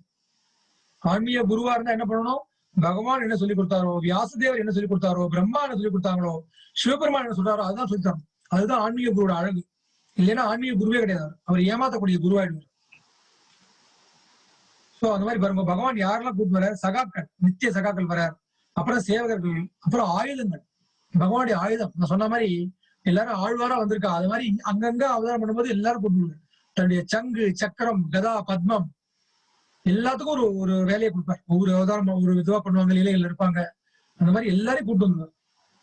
அந்தரங்க தோழர்கள் எல்லாரையும் கூப்பிட்டு வந்து லீலைகளை பண்ணிட்டு திருப்பி அப்படியே கிளம்பி போயிடுவார். இந்த மாதிரி அப்பப்போ அதான் பகவான் சொல்றாரு, பரித்ராணாய சாதுனாம் விநாசாய துஷ்குதாம் தர்ம சம்ஸ்தாபனார்த்தாய சம்பவாமி யுகே. ஒவ்வொரு யுகந்தோறமும் நான் அவதரிப்பேன். எதுக்காக? தர்மத்தை நிலையாட்டுறதுக்கு. சோ தர்மத்தை நிலையாட்டுறதுக்கு பகவான் வந்து அவதாரம் பண்ணுவார். அவர் முடிவு பண்ணுவார், இப்படி வரணும், இங்க வரணும், இந்த நேரத்துல வரணும், இப்படி வரணும், எல்லாம் அவர் முடிவு பண்ண முடியும். நம்மளால முடியாது. அதுதான் பகவானுக்கும் நமக்குள்ள வித்தியாசம் புரிஞ்சுக்கணும். பகவானும் வந்து மனுஷன் மாதிரி பிறக்கிறார், அப்புறம் இறந்து போற மாதிரி இருக்கேன்னா கிடையாது. அதெல்லாம் மௌஷல் இல்லையான்னு பேரு. பகவான் மறைஞ்சு மறைகிறாருன்னா அது பேர் மௌஷல் இல்லையான்னு பேரு. நம்மளுக்கு வந்து மரணம், சாதாரண இது மிருத்யு. பகவான் வந்து மௌஷல் லீலை பண்றார். அந்த மாதிரி பண்ணி பகவான் தோன்றதும் சரி, மறையதும் சரி, எல்லாமே. அதனால்தான் பகவான் தோன்றும் போதே தேவகிக்கு காட்டிடுறார், வசுதேவர் தேவகிக்கு, நான் சாதாரண குழந்தை இல்லம்மா அப்படின்னு சொல்லி சங்கு சக்கர கதாபத்மத்தோட விஷ்ணு ரூபத்தை காட்டுறார். கலியுகத்துல என்ன ஒரே வழி, அவர் என்ன பண்ணுவார், எப்படி அவரை ஆராதிக்கணும், கிருஷ்ணருடைய நாமங்களை பாடிக்கொண்டிருக்கும் பகவானின் அவதாரத்தை, கீர்த்தனை, நாம சங்கீர்த்தனம், அந்த மாதிரி அவதாரம். அது மூலமா என்ன பண்ணார், நாம சங்கீர்த்தனத்தை எஸ்டாப்ளிஷ் பண்ணார். கலவுத்தது ஹரி கீர்த்தனம் முன்னாடியே பார்த்திருக்கோம், பாகவத்துல இருக்கு ஸ்லோகம். கலியுகத்துல என்ன கொடுக்கப்பட்டிருக்கு, யுக தர்மம் நாம சங்கீர்த்தனம், பகவானுடைய நாம கீர்த்தனம் பண்றதுதான் கலவுத்தது ஹரி கீர்த்தனம். சோ அதை எஸ்டாப்ளிஷ் பண்றதுக்காக, அதை அதை வந்து ஸ்தாபிக்கிறதுக்காக தான் வந்து பகவான் இந்த மாதிரி வந்து கௌரங்காவை அவதாரம் பண்றார், சைத்தன்ய மகாபிரபு. பகவான் சைத்தன்யர் தன்னுடைய அன்பின் மூலமாக அனைத்து உயிர்வாழிகளையும் வசீகரிக்கிறார். பகவான் அவதாரம் பண்ணும்போது பாத்தீங்கன்னா, பகவான் ஆச்சே சாமானிய ஆளா?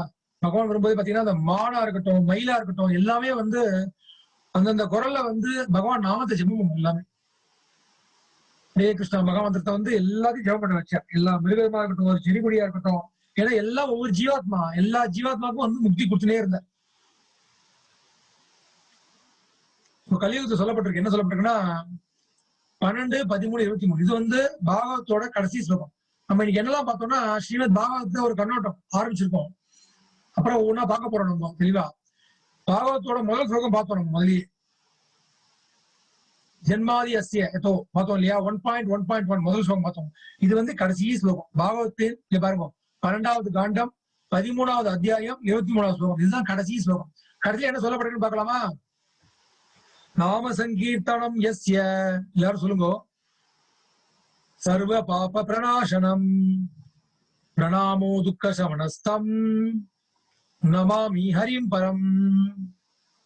நாம சங்கீர்த்தனம் யஸ்ய சர்வ பாப பிரணாசனம் பிரணாமோ துக்க சமனஸ்தம் நமாமி ஹரிம் பரம். எவருடைய நாம சங்கீர்த்தனம் எல்லா பாவங்களையும் போக்குமோ, எவரை வணங்குதல் துன்பங்களை துடைக்குமோ, அப்பரம புருஷராகிய பகவான் ஸ்ரீ ஹரிக்கு எனது பணிவான வணக்கங்களை சமர்ப்பிக்கிறேன் அப்படின்னு சொல்லி பாகவத்தை முடிக்கிறார். சுக்ரீவ கோஸ்வாமி அப்படி முடிக்கிறார். சோ இந்த மாதிரி வந்து பாகவத் என்ன போறது, கட்டில பகவான் நாமத்தை சொல்றாங்க முக்கியத்துவமா. ஏன்னா கலியுகத்துக்கு கலிகாலே நாமரூப கிருஷ்ண அவதார். கலியுகத்துல வந்து பகவான் வந்து நாம வடிவத்துல அவதாரம் பண்றார். சோ அந்த நாமத்தை பண்றதுக்கு தான் வந்து பகவான் வர, சைத்தன்ய மகாபிரபு. இந்த மந்திரம் சொல்லிடலாம் ஒரு வாட்டி. ஸ்ரீ கிருஷ்ணா சைதன்யா பிரபு நித்யானந்தா ஸ்ரீ அத்வைத கதாதாரா श्रीवासादि गौरभक्त वृंदा हरे कृष्णा कृष्ण कृष्ण हरे हरे हरे राम राम राम हरे हरे. சோ எல்லாரும் பாருங்க, கையை தூக்கின்னு ஆடுறா பாடுறா. கையை தூக்குறது எதுக்குன்னா சரணாகதி. அப்பா நீ எல்லாம் பாத்துப்பா அப்படின்னு சரணாகதி பண்றதுதான் கை தூக்குறது. அந்த மாதிரி கையை தூக்கிண்டு பண்ணுவாங்க. வந்து இவதான் பஞ்ச தத்துவா சொல்லுவோம் இல்லையா, அது மாதிரி. சோ பகவான் ஸ்ரீ கிருஷ்ண ஹரி சொல்றாரு பாத்தீங்கன்னா, எவருடைய நாம சங்கீர்த்தனம் எல்லா பாவங்களையும் போக்கும். பகவான் நாமத்தை யோமனா என்னாகும், எல்லா பாவமும் போயிடும், எல்லா துன்பங்களும் நீங்கிடும். சோ அந்த ஹரிக்கு எனது பணிவான வழக்குகளை சமர்ப்பிடுங்க. பகவானுடைய நாம சங்கீதம் முக்கியம் கலியுகத்துக்கு. அப்படிதான் வந்து பாகவதம் முடியுது. சோ பாகவத்தோட ஒரு கண்ணோட்டத்தை பார்த்துட்டோம் நம்ம. சோ தொடர்ந்து வந்து நம்ம வந்து வாரம் வந்து பாகவத்தோட விளக்கத்தை வந்து முக்கியமான சிவங்கள்லாம் பார்த்து முக்கியமான லீலைகள்லாம் வந்து பார்ப்போம். நாம சங்கீர்த்தனம் பிரபுபாதர் தான் கொண்டு வந்தார். இஸ்கான்ல பாத்தீங்கன்னா பக்தர்களா தான் பண்ணிட்டு இருப்பாங்க. ஃபுல்லா நாம சங்கீர்த்தனம் தான். பகவான் என்ன சொல்லி கொடுத்தாரோ அதை வந்து உலகம் பூரா பரப்புறதுக்காக தான் வந்து பிரபுபாதத்தை வாழ்க்கையை அர்ப்பணம் பண்ணி அகில உலக கிருஷ்ண பக்தி இயக்கம் ஆரம்பிச்சார். சோ அவருடைய கருணையில வந்து இன்னைக்கு பாத்தீங்கன்னா உலகம் பூரா எல்லாரும் மக்கள் எல்லாருமே நாம சேர்ந்து பண்ணிட்டு இருக்காங்க. எல்லாம் கூடி ஒன்னா சேர்ந்து பண்றாங்க. ஒரு நாம சங்கீத குழு பாத்தீங்கன்னா இஸ்கான்ல போனீங்கன்னா ஒரு அமெரிக்கர் இருப்பார், ஒரு ஆப்பிரிக்கர் இருப்பார், ஒரு இந்தியர் இருப்பாங்க. எல்லாரும் ஒன்னா கூடி கொலாவி எல்லாம் ஒத்துமையா இருப்பாங்க. உண்மையான ஒத்துமை அப்படிதான் வரும். நான் உடல் அல்ல ஆத்மான்னு தாண்டி வரணும், நான் பகவானுடைய அம்சம்னு புரிய வரணும். அப்பதான் எல்லாரும் ஒன்னா சேர்ந்து நாம சங்கீர்த்தம் பண்ண முடியும். அந்த மாதிரி பாருங்க, ஒவ்வொரு உலகத்துல எல்லா லோகத்திலயுமே வந்து எல்லாரும் பண்ணிட்டு இருக்காங்க. அங்கங்க கொஞ்சம் கொஞ்சமா எல்லாருக்கும் விஷயம் புரிஞ்சுக்கிறாங்க. அது மாதிரி நம்மளும் வந்து நிறைய புரிஞ்சுக்கணும். நம்ம தான் முக்கியமா புரிஞ்சுக்கணும். ஆக்சுவலா பாரத பூமியில பிறந்தவங்க தான் வந்து சைத்தன்யா சொல்றாரு, பாரத பூமியில பிறந்தவங்க தான் வந்து முக்கியமா தர்மத்தான் தெரிஞ்சுட்டு உலகத்துல எல்லாருக்கும் பிரச்சாரம் பண்ணணும் அப்படின்னு. ஆனா இப்ப என்ன ஆகுது, கலியுகத்துல எல்லாம் ரிவர்ஸா ஆயிடுது. அவங்க எல்லாம் புரிஞ்சுட்டு நமக்கு சொல்லி கொடுத்துருக்காங்க. இப்போ உட்காந்து உங்க பூமியில அவதாரம் பண்ண பகவான் எப்பேற்பட்டவர் தெரியுமா அப்படின்னு சொல்லியிருக்காங்க. அவங்க நாம சங்கீதம் பண்ணிட்டு இருக்காங்க. எல்லாம் ஹரே கிருஷ்ணா ஹரே ராமான்னு உலகம் போற. இவர் தான் தெரியும் இல்லையா எல்லாருக்கும், ஸ்ரீல பிரபுபாதர். அவர் தான் வந்து ஆரம்பிச்சு நல்லபடியா கொண்டு போயிருக்கார் இந்த அகில உலக கிருஷ்ண பக்தி இயக்கத்தை. சோ இது மூலமா வந்து பகவத்கீதை, பாகவதம், நாம சங்கீதம் இதெல்லாம் வந்து உலகம் போல பரவிட்டு இருக்கு. ஸோ பகவத்கீதை, பாகவதம் இந்த புக்கெல்லாம் ஓடணுனாக்க நான் சொன்ன மாதிரி பகவான் சைத்தன்ய மகாபிரபு அவதாரம் பண்றார். சோ அவரை பத்தி அடுத்தது படிக்க வேண்டிய விஷயம் இன்னொரு பெரிய விஷயம் இருக்கு. அது வந்து போட்டிருக்கு பாருங்க, பகவத்கீதை முதல் படி, அப்புறம் ஸ்ரீமத் பாகவதம், அதுக்கப்புறம் வந்து சைத்தன்ய சரிதாமிர்தம் அப்படின்னு இருக்கு. அது ஒரு 9 புக்கு. அது அப்புறம் பார்க்கலாம். பகவானை பத்தி பகவான் லீலை பண்ணும்போது எப்படி பண்ணிட்டு போனார், நவதீபத்துல மாயாப்பூர்ல வந்து அவதாரம் பண்ணும்போது என்ன லீலைகள்லாம் பண்ணார் அப்படிங்கறது விளவரியா இருக்கும். சோ போன்ற புத்தகங்களை வாங்க விருப்பம் பக்தர்கள், நான் எப்போதும் சொல்ற மாதிரி அந்த போன் நம்பர் கொடுத்துருக்கேன். அவரை வந்து போன் பண்ணீங்கன்னா அவர் வந்து வீட்டுக்கு டெலிவரி பண்ணி கொடுத்துருவார். நம்ம வந்து அடுத்த வாரம் வந்து அதுக்கெல்லாம் சந்திப்போம். நம்ம ஹரே கிருஷ்ணா. கிரந்தரா ஸ்ரீமத் பாகவதம் கி ஜாய். பாகவதம் வந்து பாத்தீங்கன்னா கிரந்தராஜ் அப்படின்னு சொல்லுவாங்க. கிரந்தம்னா வேத இலக்கியங்கள். கிரந்தத்துல ராஜன், கிரந்தத்துக்கே ராஜன் யாரு? அதனால்தான் வந்து வியாசர் வந்து எல்லாத்தையும் எழுதியும் அவர் திருப்தி இல்ல. கடைசியில அவர் திருப்திக்காக என்ன எழுதுறார், ஸ்ரீமத் பாகவத் எழுதுறார். வியாசதேவர் கருணையில நீ அதை சொல்ல விட்டுட்டியப்பா, பகவானை பத்தி சொல்ல விட்டுட்டியப்பா, அதுக்கு சொல்லுவான்னு சொல்லி ஸ்ரீமத் பாகவத் எழுதுறார். சோ கிரந்தராஜன் பேரு, கிரந்தங்களின் ராஜன். அதனால்தான் கிரந்தராஜ் ஸ்ரீமத் பாகவதம் கி ஜாய்ன்னு சொல்லுவோம். சோ ஜெகத்குரு ஸ்ரீ பிரபுபாத் கி ஜாய், கிரந்தராஜ் ஸ்ரீமத் பாகவதம் கி ஜாய். ஹரே கிருஷ்ணா. அடுத்த வாரம் சந்திப்போம்.